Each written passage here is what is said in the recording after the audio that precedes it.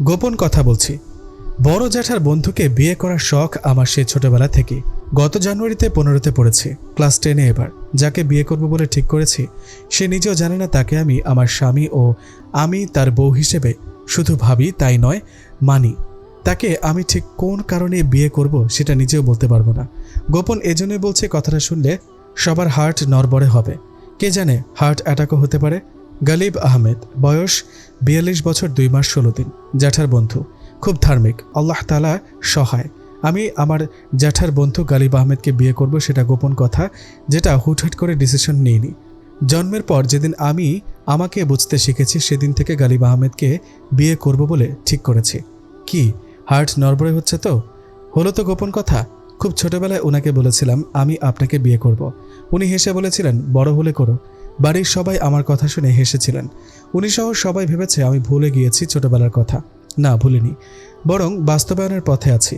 বিনোদনের জন্য মানুষ খেলাধুলা করে, লুডো, ক্যারাম, দাবা, বই পড়ে, বন্ধুদের সাথে আড্ডা দেয়। আমার চিত্ত বিনোদন হলো ওনার বাড়িতে উঁকি দেওয়া, ওনাকে দেখা, বোকার মতো প্রশ্ন করা, যেন উনি আমাকে সঠিক উত্তরের লম্বা লেকচার দেন আর আমি মন্ত্রমুগ্ধ শ্রোতা সাজি, যেন মস্ত বড় অবাক করা কিছু শুনছি, এর আগে শুনিনি। বুঝেছ কি বলেছি? কি বলেন? এটা জানতাম না তো। সবসময় বোকা সেজে থাকে ওনার কাছে, যে কোনো ছলে ওনার সামনে যাওয়া। ভাবটা তখন এমন করি যেন ওনাকে দেখতেই পাইনি। ও মা, আপনি এখানে? এতক্ষণ দেখিনি তো। আমরা খেতে খেতে স্কার্ট দুলিয়ে দুলিয়ে ওনার বাড়িতে উঁকি ঝুঁকি দিচ্ছি। ওনার মনটা খারাপ, তাই 2 দিন ধরে কাছ থেকে দেখিনি। বেচারার বউ রহিমার পা ভেঙে গিয়েছে। উনি এমন কষ্ট পেয়েছে যে মনে হচ্ছে ওনার পা ভেঙেছে। কে রহিমার পা ভেঙেছে তা জানা যায়নি। উনি ঘোষণা দিয়েছেন পা ভাঙা মানুষটাকে ধরতে পারলে 2টো পা ভেঙে দেওয়া হবে।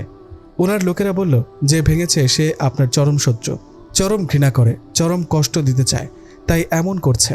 নির্ঘাত পালিয়েছে দূরে কোথাও। এত সাহস নেই পা ভেঙে বুক ফুলিয়ে ঘুরে বেড়ানোর। পা ভাঙা মানুষটার কি বড্ড সাহস! কোথাও যায়নি, বরং ওনার পাশের বাড়িতে থাকে এবং ওনার সামনেই থাকে, এবং ওনার কাছের লোক মানে আমি স্বয়ং। আমার সতীনের নাম হচ্ছে রহিমা। সারাক্ষণ দেখা যায় আমার ওনার কোলে বসে থাকে আদরের আশায়। যেখানে ওনার আমাকে আদর করার কথা সেখানে সতীনকে আদর করা, এটা আমি সতীন হয়ে কিভাবে মানব? যদি মানি তবে আমি সতীন নামের কলঙ্ক। সতীন হয়ে কিভাবে মানব? যদি মানি তবে আমি সতীন নামে কলঙ্ক। সতীন আমাকে দেখলে তেলে বেগুনে জ্বলে ওঠে। আমাকে দেখিয়ে দেখিয়ে ওনার কাছে গা ঘেঁষে ঘেঁষে থাকে, ওনার সাথে সাথে খাবার খায়। দুর্দান্ত প্ল্যান করে নিলাম। সতীন ঘুমোচ্ছিল, চুপটি করে লাঠি নিয়ে পেছন থেকে পায়ে বাড়ি দিলাম। ব্যাস, পা ভেঙে গেল। সতীন চিৎকার করতে থাকলো আর আমি মহা আনন্দে চুপটি করে চলে এলাম ঘরে। ঘুমো ঘুমো চোখ করে বাহিরে এসে বললাম, বিড়াল থুকু, রহিমার কি হয়েছে? ওনার কড়া নিষেধ আছে রহিমাকে বিড়াল ডাকার। স্বামী বলে কথা, তাই মানলাম। আমাকে সেদিন কামড়ে দিয়েছিল পায়ে, কিছুদিন হাঁটতে পারিনি। আরও অনেকবার শুধু শুধু কামড় দিয়েছিল। বেচারি কঠিন সতীন, তাই আরেক সতীনকে সহ্য করতে পারে না। ব্যথায় জ্ঞান হারিয়েছিলাম। ইঞ্জেকশন নিতে হয়েছে। অবশ্য ইঞ্জেকশনটা উনিই দিয়েছিলেন। তবুও মনে মনে হজম হলো না। অনেক সহ্য করেছি, আর না। সতীনকে উচিত শিক্ষা না দিলে আমাকে দুর্বল ভাববে, জিতে যাবে। হার মানব না, তাই প্রতিশোধের তাড়নায় পা ভেঙে দিলাম। বিড়াল হলে কামড়ে প্রতিশোধ নিতাম, মানুষ তো তাই বাড়ি দিয়ে দিলাম। 2 সতীন সমান সমান, 2 জন এখন খোঁড়া। ওনাকে দেখা যাচ্ছে না, এখনই তো ছিলেন বারান্দায়। ওনাদের বাড়িটা আর আমাদের বাড়িটা একসাথে। ওনার রাজমহলের মতো 3 তলা বাড়িটার পাশে আমাদের 1 তলা পুরনো প্রজাতির মতো বাড়িটা, মাথা নিচু করে কোনো রকম দাঁড়ানো, হাঁটু ভাঙার মতো। ওনার বাড়ি থেকে আমাদের বাড়ির সব কিছু এবং আমাদের বাড়ি থেকে ওনার সব কিছু দেখায় এবং শোনা যায়। ওনার কিন্নর কণ্ঠের কোরআন তেলাওয়াত শুনে তবেই আমার দিন কাটে। উনি যখন কাছে আসেন তখন হৃদয়ে কম্পন সৃষ্টি হয়। তার মানে আমার পেছনে আছেন। পৃথিবী থমকে গেল। আমি মুগ্ধ হয়ে মিটমিটিয়ে হাসলাম। জান্নাত করছো কি? হাডুডু খেলছি। গালিব স্যার হাসলেন ঠোঁটে ঠোঁট লাগিয়ে। মনে না করতে করতে গালিব স্যার হাজির। একটা জিনিস খেয়াল করে দেখেছি, যখন ওনার কথা মনে করি তখনই উনি হাজির। এটা হলো বউয়ের প্রতি স্বামীর টান। হাসছো কেন? হাডুডু খেলায় জিতেছি তাই। গালিব স্যার আবারও হাসলেন। স্যার বলার কারণ হলো উনি আমাকে পড়ান। ভাগ্যিস আমাকে পড়ান, সেই সূত্রে স্যার ডাকে, নইলে চাচা ডাকতে হতো। আল্লাহ তাআলা আমার সাথে আছেন, তাই তো তিনি চাচা ডাকার ভয়াবহ বিপদ থেকে বেরোনোর রাস্তা বের করে দিলেন।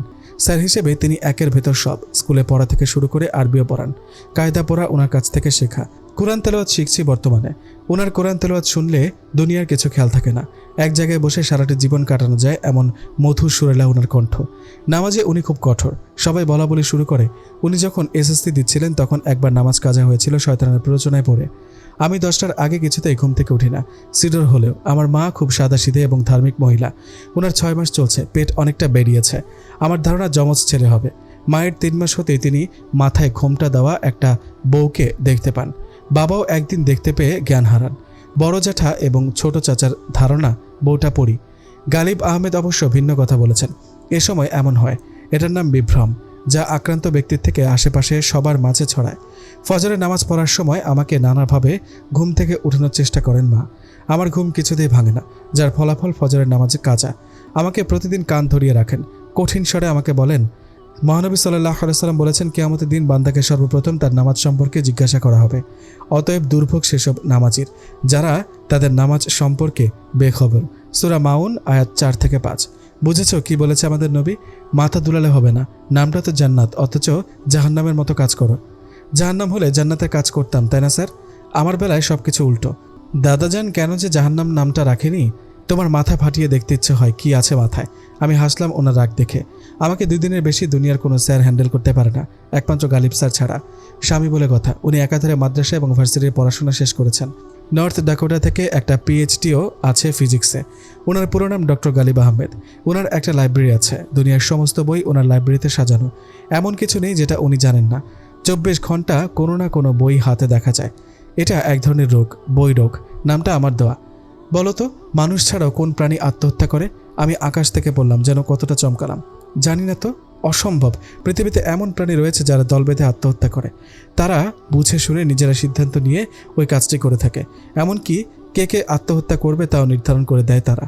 এ সময় তারা কোনো বাধা মানে না। কেউ তাদের আটকাতে গেলে হিংস্র হয়ে ওঠে। পাহাড় পর্বত নদ নদী ডিঙিয়ে হলেও এরা আত্মহত্যা করবে। আজবে প্রাণীর নাম লেমিং। এরা সবকিছু ইঁদুর প্রজাতির। এই প্রাণী স্ত্রী পুরুষ মিলে দলে দলে আত্মহত্যা করে। তবে আজব এই প্রাণী কিন্তু প্রকৃতির প্রয়োজনে আত্মহত্যা করে। অবাক হচ্ছেন? চলুন জেনে নেওয়া যাক আসল কাহিনী। লেমিংদের আত্মহত্যার কারণ হিসেবে জানা যায়, যখন খাবারের অভাব দেখা দেয়, বসবাসের জায়গা অনুপযুক্ত হয়ে পড়ে, কিংবা লেমিংদের সংখ্যা অস্বাভাবিক হারে বেড়ে যায়, তখন নিজেদের ভারসাম্য বজায় রাখতে নিজেরাই দল বেঁধে আত্মহত্যা করে। তবে আত্মহত্যার সময় সব লেমিংরাই কিন্তু মরে যায় না। কেবলমাত্র যে সংখ্যক আত্মহত্যা করলে বাসস্থানের অভাব দূর হবে বা খাবারের ঘাটতি পড়বে না, কেবল সেই সংখ্যক লেমিং আত্মহত্যা করে। কারা কারা আত্মহত্যা করবে সে বিষয়টিও তারা আগেভাগে সিদ্ধান্ত নিয়ে নেয়। প্রথমে মরতে রাজি হয় বয়স্করা। স্ত্রী পুরুষ নির্বিশেষে সবাই আত্মহত্যা করে। এটা যেন ওদের অলিখিত নিয়ম। তারপরও যদি অধিক সংখ্যক লেমিং মরার প্রয়োজন হয়, তাহলে অপেক্ষাকৃত বয়সীদের হিসাব করা হয়, প্রথমে পুরুষ এবং পরে নারীদের। সত্যি আজব, তাই না? এই হলো আমার হবে স্বামী ডক্টর গালিব আহমেদ। জ্ঞানের ভাণ্ডারের আরেক নাম ডক্টর গালিব আহমেদ। পা থেকে মাথা পর্যন্ত পুরোপুরি জ্ঞানী। শরীর থেকে জ্ঞানের সুগন্ধি বের হয়। বোকা হদ্দ ওনার সামনে এলেই 2 দিন পর শোনা যাবে স্কুলে ফার্স্ট হয়েছে। সেবার কিছু বন্ধুকে ওনার কাছে নিয়ে গিয়েছিলাম। সব ক্লাসে ফেল না করলে ভাত হজম হয় না তাদের। পরের এক্সামের রেজাল্টে শুনি 1ম থেকে 10তম পর্যন্ত নামের লিস্টেও ওরা সবাই আছে। ভয়ে আমি আর কাউকে নিয়ে আসি না ওনার কাছে। যদি কেউ স্কুল থেকেই পিএইচডি করতে আমেরিকা চলে যায়। উনি বেশ সুদর্শন ছিলেন। যুবক থাকাকালীন তার ছাপ এখনও চেহারায় পরিষ্কার দেখা যায়। ওনার চেহারা নুরানি, জ্ঞানী, বেশ স্বাস্থ্যবান, শক্তিশালী, সামর্থ্যবান। এখনও এক হাত দিয়ে গোটা গাছ উপড়ে ফেলেন। 10 জন পালোয়ানকে একাই ঘায়েল করেন। সবসময় ধর্মীয় কথাবার্তায় তিনি সবাইকে মুগ্ধ করেন। অমায়িক ওনার ব্যবহার। ইসলামে ধার্মিক পাত্র পছন্দ করে বিয়ে করার অনুমতি আছে। পাত্র ধার্মিক হলে পিতামাতার বিয়েতে মত না দেওয়ার কারণ নেই। হাদিসটা উনিই বলেছেন, পুরোটা মনে পড়ছে না। উনি অত্যন্ত ধার্মিকভাবে জীবনযাপন করেন। আমার হাত চাটা একদম অপছন্দ। I hate of this. কিন্তু ওনার হাত চাটা পছন্দ। উনি খেতে খেতে গলার স্বর নরম করে বললেন, হাত চাটা কি যে ভালো কাজ, সবাই বুঝতে পারলে অত্যন্ত ভালো হতো। শোনো, মহানবী সাল্লাল্লাহু আলাইহি সাল্লাম হাত চেটে খেতেন। হাত চেটে খাওয়া রাসূল সাল্লাল্লাহু আলাইহি সাল্লাম খাওয়ার সময় সর্বদা হাত চেটে খেতেন। না চাটা পর্যন্ত কখনো হাত মুছতেন না। ইবনে আব্বাস রাদিয়াল্লাহু তাআলা আনহু থেকে বর্ণিত, রাসূল সাল্লাল্লাহু আলাইহি সাল্লাম বলেছেন, তোমরা যখন খাবার গ্রহণ করবে তখন হাত চাটা নাগাদ তোমরা হাতকে মুছবে না। বুখারী শরীফে হাদিস নাম্বার 5245। আঙুল চেটে খাওয়ার ফলে বরকত লাভের অধিক সম্ভাবনা থাকে। কারণ খাবারের বরকত কোথায় রয়েছে তা মানুষ জানে না। রাসূল সাল্লাল্লাহু আলাইহি সাল্লাম বলেন, তোমরা যখন খাবার গ্রহণ করো তখন আঙুল চেটে খাও, কেননা বরকত কোথায় রয়েছে তা তোমরা জানো না। ইবনে মাজাহ হাদিস শরীফের নাম্বার হচ্ছে 1914। হাত চাটা নিয়েও হাদিস আছে, জানতাম না তো। উনি হাত চেটে বললেন, জান্নাত সব কিছুতেই হাদিস আছে, আমিও হাত চাটাচাটি করব। আচ্ছা করবে। উনি হাসলেন, মাথা নিচু করে, আর মনে মনে সহস্র কাটা ফুল ফুটল। সেদিন থেকে আমিও হাত চাটাচাটি পছন্দের তালিকায় তুললাম। ওনার যা পছন্দ তা আমারও পছন্দ, স্বামীর যা পছন্দ স্ত্রীরও তা পছন্দ হওয়া উচিত। আমি খুব তেদর মেয়ে হলেও ওনার কাছ থেকে হাদিস শুনে শুনে অনুভব করলাম প্রিয় মহানবী সাল্লাল্লাহু আলাইহি সাল্লাম জন্ম থেকে মৃত্যু পর্যন্ত পুরোপুরি একটি অতি মূল্যবান হাদিস। উনি যেমন বিনয়ী তেমনই কঠোর, রাগী। রাগ উঠে গেলে মহাসংকট। ধর্ম অনুযায়ী এক চোরের চুরির শাস্তি হিসেবে হাত কেটে দিয়েছিলেন শোনা যায়। কি ভয়ঙ্কর! ওনার ময়মনসিংহে অনেকগুলো বাড়ি আছে, কিন্তু মফস্বল ইসলাম নগরের পুরনো দালানে কেন পড়ে আছেন সেটা রহস্য। সবাই ওনাকে মেনে চলে, খুব ভয় পায়। উনি কম কথা বলেন, নিজেকে আড়াল করে রাখেন, ঘুটঘুটে অন্ধকারে থাকতে পছন্দ করেন। ওনার বাড়িটা অসংখ্য গাছপালা দিয়ে ঘেরা। দিনের বেলায় ভয়ঙ্কর অন্ধকার দেখায়, গা ছমছম ভাব। ছাদে পড়তে বসেছি জ্যাঠাতো ভাইকে নিয়ে ওনার কাছে। অঙ্ক করতে দিয়ে উনি বই পড়ছেন।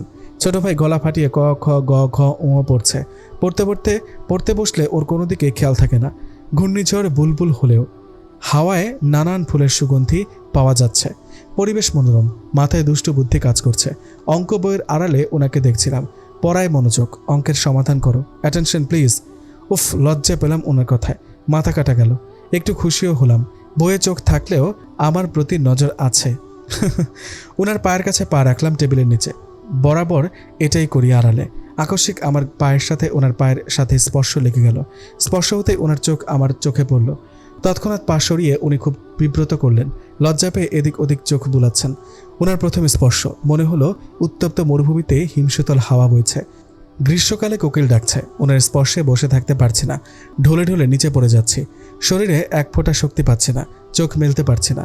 উনি ভয় পেয়ে গেলেন। জান্নাত, এমন করছো কেন? শরীর খারাপ লাগছে? কি হলো তোমার? আমি বসে থাকতে থাকতে জ্ঞান হারালাম। ছোট ভাই এখনও পড়ছে গলা ফাটিয়ে ক খ গ ঘ ও। গালিব আহমেদ হতভম্ব। প্রিয় নবী হজরত মুহাম্মদ সাল্লাল্লাহু আলাইহি ওয়াসাল্লাম আমাদের জন্য জান্নাত সম্পর্কে ভবিষ্যৎবাণী করে গিয়েছেন। জেনে নেই জান্নাত সম্পর্কে প্রিয় নবী হজরত মুহাম্মদ সাল্লাল্লাহু আলাইহি ওয়াসাল্লামের বাণীগুলোর একটি বাণী। রাসূল সাল্লাল্লাহু আলাইহি ওয়াসাল্লামের উম্মতের মধ্য থেকে 70,000 ব্যক্তি বিনা হিসেবে জান্নাতে যাবে। আহমদ, তিরমিজি এবং ইবনে মাজাহ শরীফের হাদিস। আমার জ্ঞান ফিরল কান্নার আওয়াজে। হলফ করে বলতে পারি এটা মায়ের কান্না। মা সবসময় এমন করে কান্না করে একটু কিছুতেই। বড্ড নরম মন মায়ের। মাথায় ঘোমটা দিয়ে দরজার পর্দার আড়ালে গুনগুন করে কাঁদছেন তিনি। জ্যাঠা আর বাবা আমাকে স্পর্শ করে আছেন বুঝতে পারছি। ছোট চাচার মাস্টার্স ফাইনাল সামনের মাসে, তাই পড়ছেন।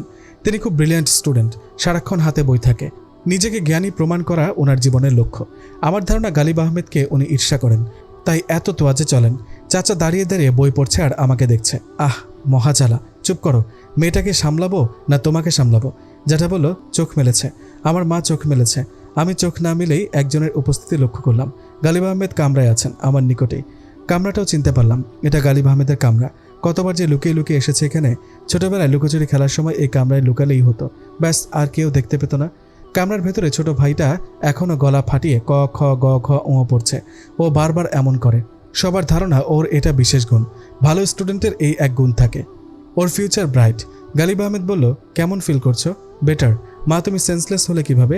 জ্যাঠার উত্তর দিতে গিয়ে গালিব আহমেদের দিকে তাকালাম। উনি একটু হাসলো। আজব, আমি কি বলি কি প্রবলেম? কথা বলো, স্পিক আপ। গালিব আহমেদের সামনে আমি আবার মিথ্যা বলি না। যদি ঘটনাটা আড়ালে ঘটতো তবে মিথ্যে বলতাম অনায়াসে। ওনার চোখে আমি মহাসত্যবাদিনী। মা আমাকে বিপদ থেকে উদ্ধার করলেন। দুঃখেও কাঁদেন আর খুশিতেও কাঁদেন, এটাই মায়ের স্বভাব। বেশিরভাগ সময়ে মা দুঃখে এবং সুখে দুটোতেই জ্ঞান হারান। হলো তাই। আমার জ্ঞান ফিরেছে শুনে মা খুশিতে জ্ঞান হারালো। সবাই মায়ের দিকে ছুটে গেল। আমি চুপচাপ খাট থেকে উঠে চলে এলাম। পেছন থেকে গালিব আহমেদ বলল, জান্নাত। আমি চমকে ফিরে তাকালাম। কিছু ভুলে গিয়েছে না তো? না তো। ওনার হাতে আমার ওড়না স্কার্ফ ছিল। আমি ওনার কাছ থেকে নিয়ে এক ছুটে নিজের কামরায় চলে এলাম। বিছানায় গা এলিয়ে দিলাম। খুব লজ্জা লাগছে, সাথে ভালো লাগছে। উফ, 2 হাত দিয়ে নিজের মুখ ঢাকলাম। নেক্সট ওনার সামনে কিভাবে যে যাব, এই ঘটনার পর সেটাই ভাবছি। এক ঘুমে সন্ধ্যা হয়ে গেল। মাগরিবের আজান দিচ্ছে। আজানটা মনোযোগ দিয়ে শুনলাম। হ্যাঁ, এটা ওনার গলার আওয়াজ। কি যে মিষ্টি সুরেলা! হায় আল্লাহ, আসরের নামাজ পড়িনি, কাজা হয়েছে। ওনার কানে গেলে নির্ঘাত আমাকে কান ধরে উঠবস করাবে 1000 বার। স্কার্ফ নিয়ে জেঠিমার কাছে গেলাম। এখন পারবো না রে মা, তোর মায়ের মাথায় পানি ঢালছি, আমিও নামাজ পড়বো, ওয়াক্ত গেল বলে। দেখলাম মা কেমন কুকরে কুকরে যাচ্ছে জ্বরে। পেটে হাত দিয়ে মা হাঁপাচ্ছে। আহা, আমার বড় কষ্ট হলো। জেঠিমা বুঝতে পেরে বলল, এই অবস্থায় এমন হয়, তুই যখন মা হবি তখন তোরও এমন হবে। ধ্যাত, আমার বুঝি লজ্জা লাগে না? জেঠিমা হাসলো। আমি এক ছুটে পালালাম। খুব লজ্জা করছে। নিজে স্কার্ফ বেঁধে উজু করে নামাজ পড়ে নিলাম। নামাজের পরে সূরা হাসর পড়ে নিলাম। কে জানে কখন আমার মৃত্যু হবে। গালিব আহমেদ আমাকে একদিন বললেন, তুমি অবশ্যই সূরাটি পড়বে, মানুষের কখন মৃত্যু হয় কে জানে। এই সূরাই শুধু পড়বো, বাকি সূরা পড়ার দরকার নেই? তুমি একটু বেশি বলো। Be serious, I am serious. এই সূরা পড়লে কি হয়? সূরা হাসরের শেষ 3 আয়াত একবার হুয়াল্লাহুল্লাযী লা ইলাহা ইল্লাহু আলিমুল গায়বি ওয়াশ শাহাদাতি হুয়ার রহমানুর রহিম হুয়াল্লাহুল্লাযী লা ইলাহা ইল্লাহু আল মালিকুল কুদ্দুসুস সালামুল মুমিনুল মুহাইমিনুল আজিজুল জব্বারুল মুতাকাব্বির সুবহানাল্লাহি আম্মা ইউশরিকুন হুয়াল্লাহুল খালিকুল বারিউল মুসাওবিরু লাহুল আসমাউল হুসনা ইউসাব্বিহু লাহু মা ফিস সামাওয়াতি ওয়াল আরদ ওয়া হুয়াল আজিজুল হাকীম। এর ফজিলত হচ্ছে প্রত্যেক ফজর ও মাগরিব নামাজের পর উক্ত 3টি আয়াত একবার পাঠকারীর জন্য 70,000 ফেরেশতা মাগফিরাতের দোয়া করেন এবং ওই দিন তার মৃত্যু হলে শাহাদাতের মর্যাদা লাভ করবে। তিরমিজি শরীফের হাদিস। আমি স্কুল থেকে এসে দেখি জ্যাঠা, বাবা, চাচা এবং গালিব আহমেদ খাচ্ছেন।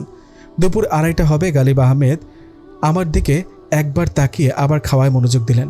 গালিব সাহেবের আপন বলতে কেউ নেই। ওনার জন্য একটা রান্নার লোক বুক করা আছেন, তিনিই রাঁধেন। মাঝে মাঝে আমাদের এখানেও খান যখন ভালো মন্দ রান্না হয়। আমরা মধ্যবিত্ত পরিবার। বাবা হলেন প্রাইমারি স্কুলের মাস্টার, জ্যাঠা অবশ্য কোম্পানিতে জব করেন। মাস শেষে মোটা অঙ্কের টাকা পান, সেটা দিয়ে সংসার চলে। ছোট চাচা এখন পড়াশোনা করছে বলে কিছু করছে না। চাচা বলে, যা একটা রেজাল্ট করব না সবাই আমাকে লুফে নেবে, এত টাকা ইনকাম করব যে ময়মনসিংহ শহরে 5টা বাড়ি থাকবে। ছোট ভাই বলে, গাড়ি কিনবে না? অবশ্যই। আর বলতে, তোর আর জান্নাতের স্কুলে যাওয়ার জন্য থাকবে আলাদা গাড়ি। আচ্ছা, তোর কি কালার লাইক? লাল। আর তোমার? আমি বললাম, সবুজ। সবুজ? হ্যাঁ, আমাদের প্রিয় নবী সাল্লাল্লাহু আলাইহি সাল্লামের পছন্দের রং ছিল সবুজ। সবুজ গাড়ি না কিনলে আমি কিন্তু গাড়িতে উঠব না। ঠিক আছে, ঠিক আছে, লাল, সবুজ, হলুদ, কমলা সব গাড়ি হবে, শুধু এক্সামটা হতে দে। আমাকে দেখে জ্যাঠা কাছে ডাকলো। জেঠিমা আমার ব্যাগটা নিয়ে নিল। আমি জ্যাঠার কাছে যেতেই এক টুকরো গোশত আমার মুখে তুলে দিলেন জ্যাঠার প্লেট থেকে। বাহ, গোশতটা জোশ হয়েছে। জেঠিমার হাতের রান্না খুব ভালো। মা গোশত রান্না করলে মনে হবে গোশতটা আরও সিদ্ধ হতো, খেতে কাঁচা কাঁচা লাগে। টেবিলে ভালো ভালো খাবার দেখা যাচ্ছে। গালিব আহমেদ খাবে বলে ভালো মন্দ রান্না করা হয়েছে। আমি হাসলাম। যাক বাবা, এখনই ভালোই ভালোই জামাই আদর পাচ্ছেন উনি। জামাই হলে না জানি আরও কত আদর পাবেন। জ্যাঠা আমাকে ওনার পাশের চেয়ারে বসে খাওয়াতে লাগলেন। আমি বসতেই গালিব সাহেব অন্য চেয়ারে বসলেন। গলায় গোস্তটা আটকে গেল। জ্যাঠার সাথে স্কুলে যাচ্ছি অমনি গালিব সাহেব গাড়ির সামনে থামলো। আমার স্কুল একটু সামনেই, এই অজুহাতেই আমাকে ফেলে জ্যাঠাকে নিয়ে গেলেন গাড়ি করে। ক্লাসে গিয়ে আমি কি পরিমাণ যে কেঁদেছিলাম। লোডশেডিং হতেই জেঠি বলল, গালিব আহমেদের হ্যাজাক লাইট দিয়ে আসতে ভাইকে নিয়ে। বেচারা অন্ধকারে থাকবে, অন্য হ্যাজাকটা নষ্ট। ছাদ থেকে ওনাকে দেখা যাচ্ছিল চাঁদের আলোয়। আমার মাথায় দুষ্টু বুদ্ধি চাপলো, ছোটোখাটো একটা ঘটনা ঘটানো যেতে পারে। হাজার হোক, আমার স্বামী হবে একদিন। আমি যে যাব এটা উনি ছাদ থেকে শুনলেন। আমি ওনার রুমের কাছে যেতেই উনি সামনে দাঁড়ালেন এবং বলল, থামো, তোমাকে আর রুমে যেতে হবে না, আমি রুমে দিয়ে আসছি, কষ্ট হবে না। তোমাকে যেতে হবে না, তুমি এখন বড় হচ্ছ। এভাবে কারো রুমে একা রাতে যাওয়া ঠিক না, কথাটা মাথায় রেখো, আন্ডারস্ট্যান্ড? আমি কথা শুনে সোজা দৌড়ে চলে আসলাম। পরের দিন পড়ানোর সময় দেখলাম উনি টেবিলের ওপর হাত পা তুলে বসেছেন। আমার পায়ে স্পর্শ লাগলে কি ওনার ফোসকা পড়ে যাবে? একবার লজেন্স এনেছিলেন আমাদের জন্য, ভাইকে তার হাতে দিলেন। আমি হাত বাড়াতেই আমারগুলো টেবিলে রেখে বলল, এখান থেকে নিয়ে খাও, আসি, আসসালামু আলাইকুম। চকলেটগুলো রুমে নিয়ে একটা একটা করে খেতে লাগলাম। উনি সবসময় আমার কাছ থেকে পালিয়ে যান, ইগনোর করেন। একদিন সকালে আমি স্কুলে যাচ্ছিলাম, উনি সামনে গাড়ি থামালেন। আমি না দেখার ভান করে চলে যাচ্ছি। অমনি বলল, জান্নাত, গাড়িতে উঠে এসো, পিক করে দিই স্কুলে। আমি বললাম, লাগবে না। উনি দরজা খুলে বললেন, কাম হিয়ার, তোমাকে নিয়ে ঘুরবো কিছু সময়, স্কুল টাইমের সময় আছে। আমি খুশি হলাম, ওনার সাথে একা ঘুরবো ভাবতেই ভালো লাগছে। আমি উঠে বসতে দেখলাম আরও অনেকেই গাড়িতে বসা। গাড়ি আমাদের স্কুলে ছোট ছোট 1-2 এর ছেলেমেয়েরা বসা। আমি একবার তাকালাম ওনার দিকে। উনি একবার তাকিয়ে বলল, ড্রাইভার সাহেব, একটু চক্কর দিন ময়মনসিংহ শহর, বাচ্চা ছেলেমেয়ের নিয়ে একটু ঘুরি। আমার সাথে উনি খুব ভালো খেলা খেলছেন। বাহ। বিকেলে পাড়ার দোকানে যাচ্ছিলাম ছোট ভাইকে নিয়ে। ও আমার আঙুল ধরে যাচ্ছিল। আপা, আমি বড় হব কবে? সময় হলে। সময়টা কখন? বড্ড বেশি কথা বলিস, এখনো ক খ পারিস না, আবার বড় হবি? বড় হওয়া এত সস্তা? ও গম্ভীর মুখে বলল, আমি জানি কখন বড় হব। কখন? যখন সিগারেট খাবো। আমি কঠিন চোখে ওর দিকে তাকালাম। গালিব আহমেদকে দেখতে পেলাম। ওনার গাড়িটা আমাদের দিকে আসছে। উনি গাড়ি থামিয়ে বললেন, কোথায় যাচ্ছ তোমরা ভাই বোন মিলে? দোকানে। কোন দোকানে? এই তো সামনে, গাড়িতে ওঠো, আমার সাথে বাসায় চলো। বাট জেঠিমার জিনিসপত্র দোকান থেকে কিনতে হবে, আমার লোক নিয়ে আসবে, লিস্ট দাও। আমি লিস্ট দিয়ে পেছনে বসলাম গালিব সাহেবের সাথে। সামনে ছোট ভাই বসেছে। ওনার পাশে বসতে আমার অসম্ভব ভালো লাগা কাজ করলো। মনে হচ্ছে অজ্ঞান হয়ে যাব। আচ্ছা, সেদিনের মতো উনি আমার স্পর্শ লাগলে তাহলে আজ তো মরেই যাব। আমাকে উপেক্ষা করে উনি গাড়ি থেকে নেমে সোজা সামনের সিটের ড্রাইভারের সামনে বসলেন। তিনি সামনে বসে বলল, জান্নাত, কারোর সাথে এভাবে পাশাপাশি বসা ঠিক না তোমার, বুঝেছ? আমি সারা রাস্তা একটাও কথা বলিনি। উনি হড়বড় করে ভাইয়ের সাথে কথা বলছেন। একবারও আমার সাথে কথা বলছেন না। কয়েকবার শুধু দৃষ্টি নিক্ষেপ করেছেন। দুঃখে আমি সেদিন ভাত খেলাম না, অন্য কিছুও খেলাম না, পড়তেও গেলাম না। ভাই একা গেল। বিকেলে ওনার লোক ডেকে গেলেন। আমি কঠিন স্বরে বললাম, না, পড়বো না, যাব না, গেট আউট বলেই বারান্দা থেকে রুমে এসে দরজা লক করলাম।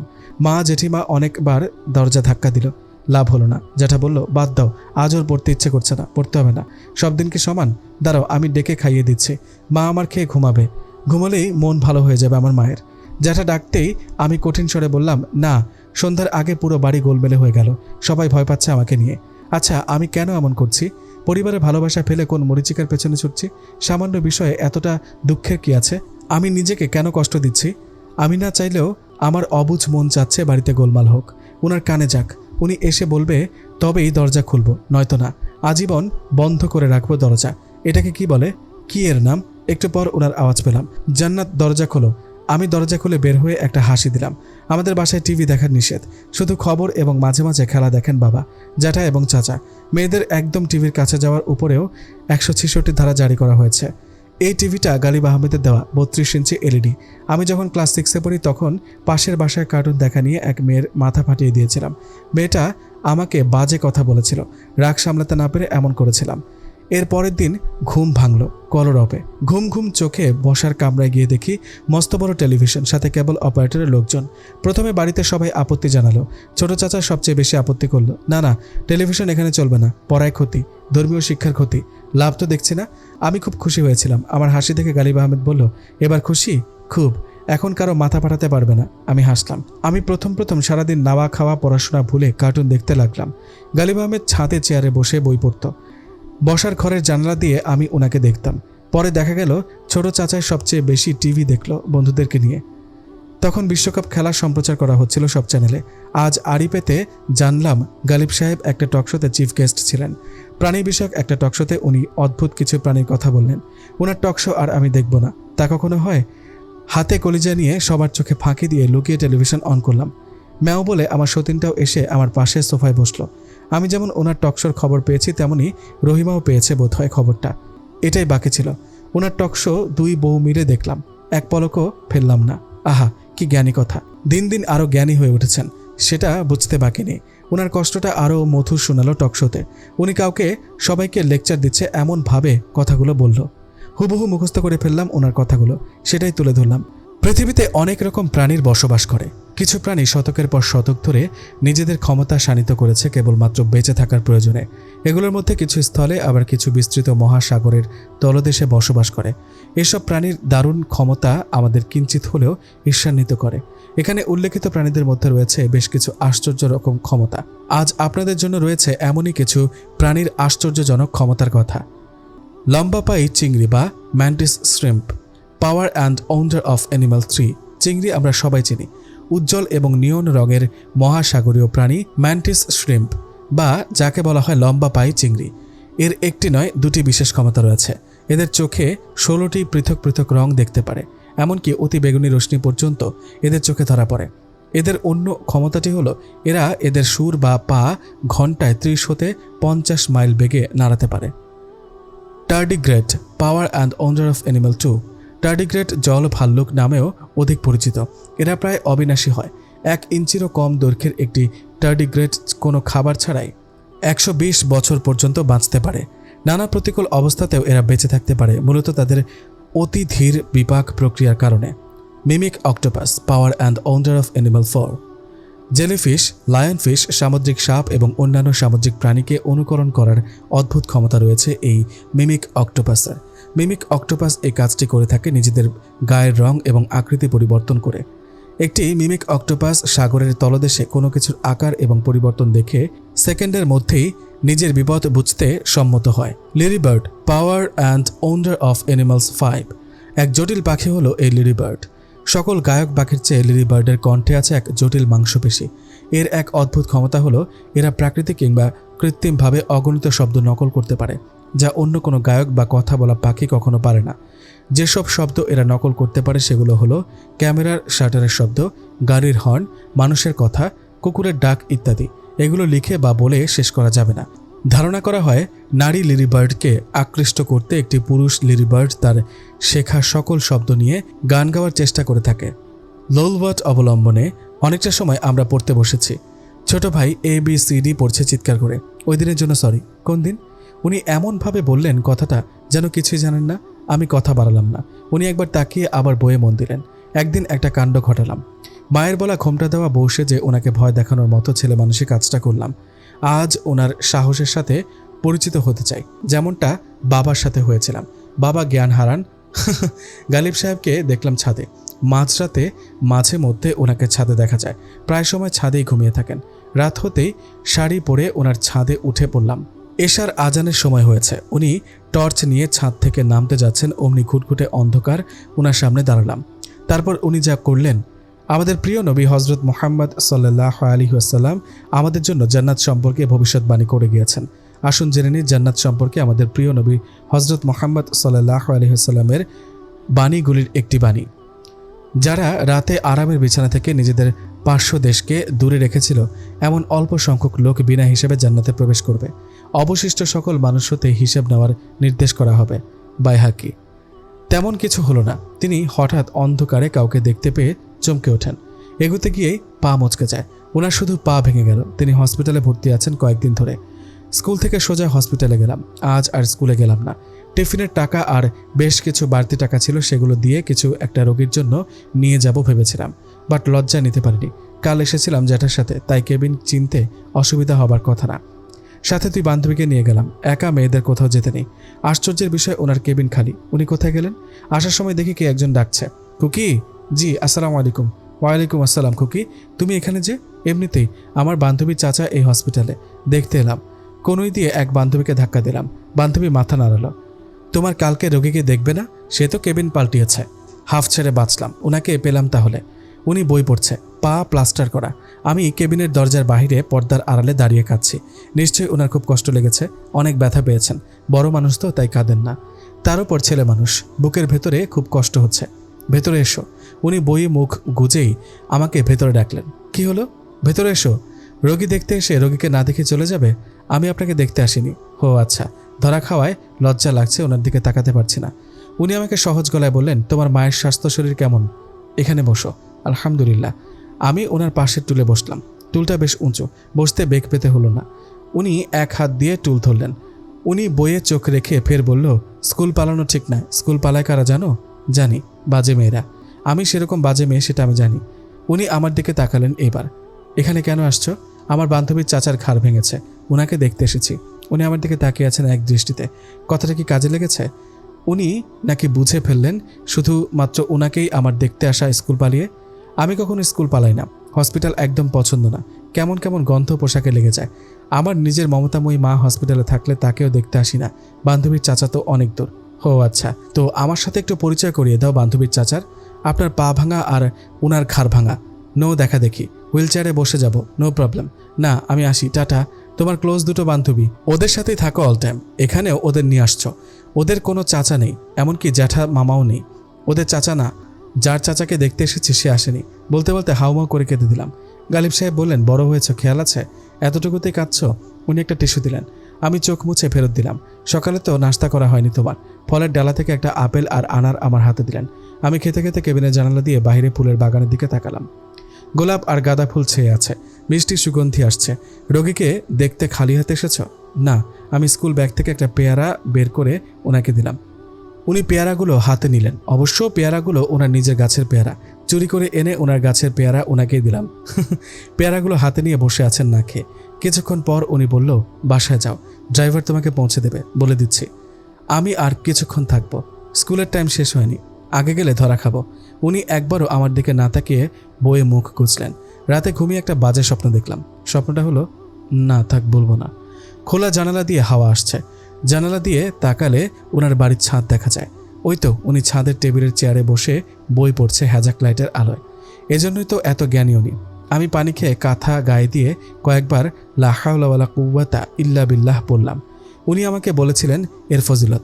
রাসূলুল্লাহ সাল্লাল্লাহু আলাইহি ওয়াসাল্লাম বলেছেন, মর্যাদাবান আল্লাহ বলেছেন, হে নবী, আপনি আপনার উম্মতদের বলে দিন তারা যেন সকালে, সন্ধ্যায়, রাতে শোবার সময় 10 বার লা হাওলা ওয়ালা কুওয়াতা ইল্লা বিল্লাহ পড়বে।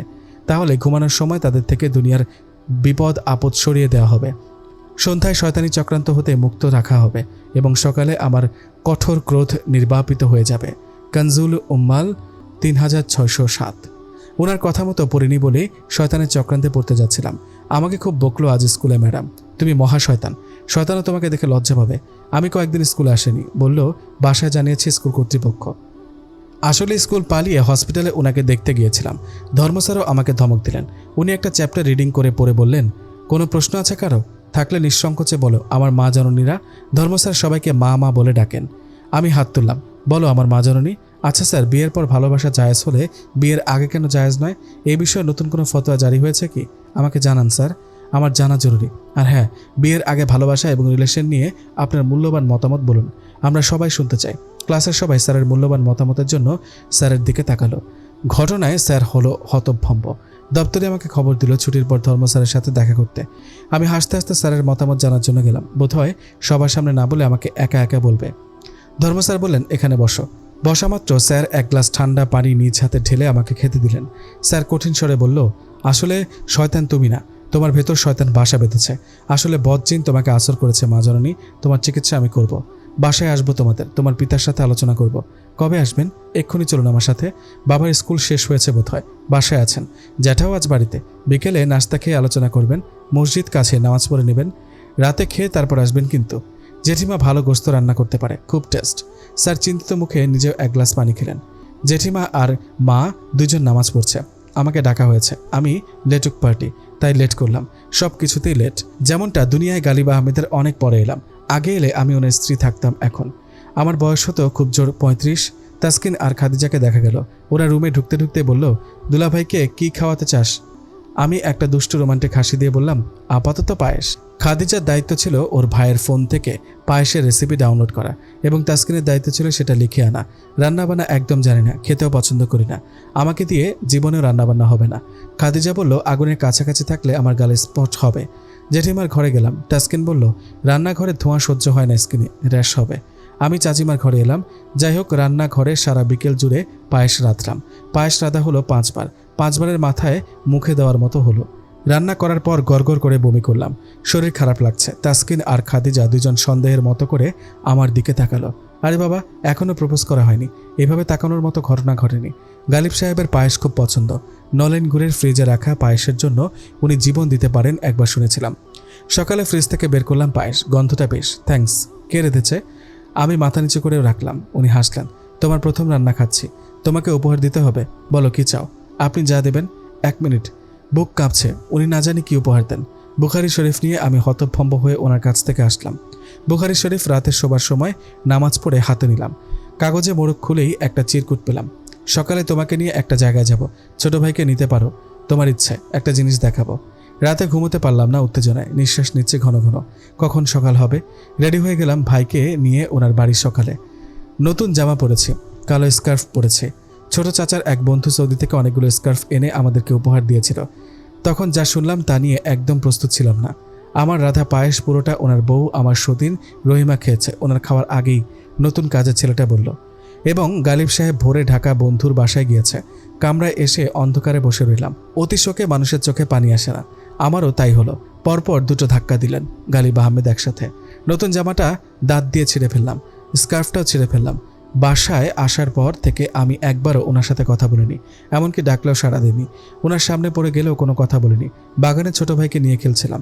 উনি বলল, জান্নাত, ছাদে আমার ঘড়িটা ফেলে এসেছি, লোকজন বাহিরে আছে, তুমি কি একটু এনে দেবে?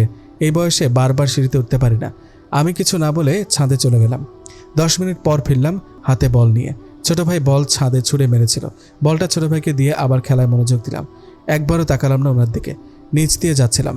ছাদ থেকে ওনার ডাক শোনা গেল, জান্নাত কটা বাজে? আজান দিতে হবে, সময় কি হয়েছে? আমার হাতের ঘড়িটা ওনার দেওয়া ছিল। ঘড়ির দিকে তাকিয়ে সময় দেখে সোজা হাঁটা শুরু করলাম। ওনার দিকে তাকালাম না। সকালে স্কুলে যাচ্ছিলাম, ওনার গাড়ি দেখতে পেলাম। গাড়ি থামিয়ে দরজা খুলে দিলেন। আমি দেখেও না দেখার ভান করে হাঁটছিলাম। উনি গাড়ি থেকে নেমে বলল, গাড়িতে ওঠো, তোমাকে নামিয়ে দিই। আমি কিছু না বলে মেইন রোড থেকে গলিতে ঢুকে পড়লাম। উনি দেখলাম আমার পিছু পিছু হাঁটছে। আমি আরেকটা গলিতে ঢুকে লুকিয়ে পড়লাম। ওই তো ওনাকে দেখা যাচ্ছে, নিশ্চয়ই আমাকে খুঁজছে। আমার সাথে লুকোচুরি খেলা, তাই না? এবার আমিও খেলবো লুকোচুরি। স্কুলে থাকাকালীন এক বান্ধবী বলল, দুলাভাই তো তোর পথ চেয়ে আছে। মানে? সত্যি সত্যি আমি লুকিয়ে দেখলাম উনি স্কুলের সামনে গাড়িতে বসে আছে। আমি স্কুল গেট থেকে বেরিয়ে ঝালমুড়ির এখানে গেলাম। উনি গাড়ি থেকে নেমে কাছে আসলেন, ঝালমুড়িওয়ালাকে একটা নোট দিলেন। আমাদের ক্লাসের অনেকে ঝালমুড়ি খাচ্ছে। টাকা তো তাদের যাচ্ছে না, যাচ্ছে গালিব আহমেদের। তোমাকে একটা কথা বলার ছিল, শুনছো? তাকাও এদিকে। আমি না তাকিয়ে খেয়ে যাচ্ছি। আসলে ওই দিনের ব্যবহারের জন্য আমি কথার মাঝখানে বললাম, মামা এই আমার ঝালমুড়ির টাকা তো উনি দিয়েছেন, ওদেরগুলো দিয়েছে, আমারটা আমি দেব। আমি অজানা কারো কাছ থেকে কিছু খাই না, বিনামূল্যে কিছু খেলে হজম হয় না মামা। আমি টাকা দিয়ে চলে আসলাম। উনি ঠায় দাঁড়িয়ে রইলেন। কয়েক ঘন্টা দাঁড়িয়েছিলেন এইভাবে। ক্লাস 7-এর আসমানি বলল। বিকেলে পড়ার জন্য উনি নিজে এসে বলে গেলেন জ্যাঠার কাছে, আমি কিছুদিন ধরে পড়তে যাচ্ছি না। উনি পড়াবার সময়টুকু টেবিলে বসে অপেক্ষা করেন। আহা বেচারা, তোর গায়ে জ্বর নাকি রে মা? না তো। তাহলে শুয়ে আছিস কেন? পড়তে যাচ্ছিস না আজকাল? শরীর খারাপ মা? কোথায় শুলাম? আমি তো খেলছিলাম। তোর কথা কিছুই বুঝি না। তুমি বুঝবে না জেঠিমা, খেলার শেষটুকু আমি খেলছি এবং খুব ভালো খেলছি, তুমি দোয়া করো। জেঠিমা মাথায় হাত বুলিয়ে দিলেন। আমি একবারও ওনার দিকে না তাকিয়ে বইয়ে মুখ গুছলাম। উনি চেয়ারে বসে আছেন, পা টেবিলের নিচে। এবার আমি পা তুলে বসলাম, শোধবোধ করলাম।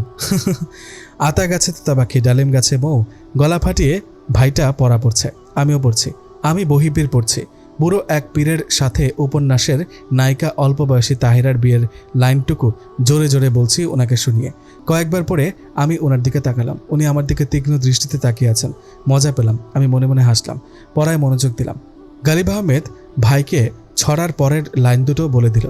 এত ডাকি তবু কথা কও না কেন বউ? হঠাৎ ছোট ভাই বলল, স্যার বউকে ডাকলে বউ কথা কয় না কেন? উনি বলল, বউদের ঘাড় বাঁকা তো, তাই কথা কয় না, তাই না? বলেই আমার দিকে তাকালেন। একদিন স্কুল থেকে সোজা তাসকিনদের বাড়ি গেলাম। ওর ছোট ভাইয়ের অসুখ। ও স্কুলের নামাজ ঘরে খুব কান্নাকাটি করলো। আমরা সবাই নামাজ পড়ে ঠিক করলাম ওর বাসায় যাব। ওর ছোট ভাই খুব ছোট। আমরা গিয়ে দেখি জরুরি ভিত্তিতে হসপিটালে নেওয়া হয়েছে। থ্যালাসেমিয়া হয়েছে। দুঃখজনক। গালিব আহমেদের কাছে বিষয়টা জেনে নিলাম। উনি বলেছিলেন থ্যালাসেমিয়া একটি বংশগত রক্তের রোগ। এই রোগে রক্তে অক্সিজেন পরিবাহী হিমোগ্লোবিন কণার উপাদানে ত্রুটি হয়। থ্যালাসেমিয়া ধারণকারী মানুষ সাধারণত রক্তে অক্সিজেন স্বল্পতা বা অ্যানিমিয়াতে ভুগে থাকেন। অ্যানিমিয়ার ফলে অবসাদগ্রস্ততা থেকে শুরু হয় অঙ্গহানি ঘটতে পারে। থ্যালাসেমিয়া দুইটি প্রধান ধরনের হতে পারে, আলফা থ্যালাসেমিয়া ও বেটা থ্যালাসেমিয়া। সাধারণভাবে আলফা থ্যালাসেমিয়া বেটা থ্যালাসেমিয়া থেকে কম তীব্র।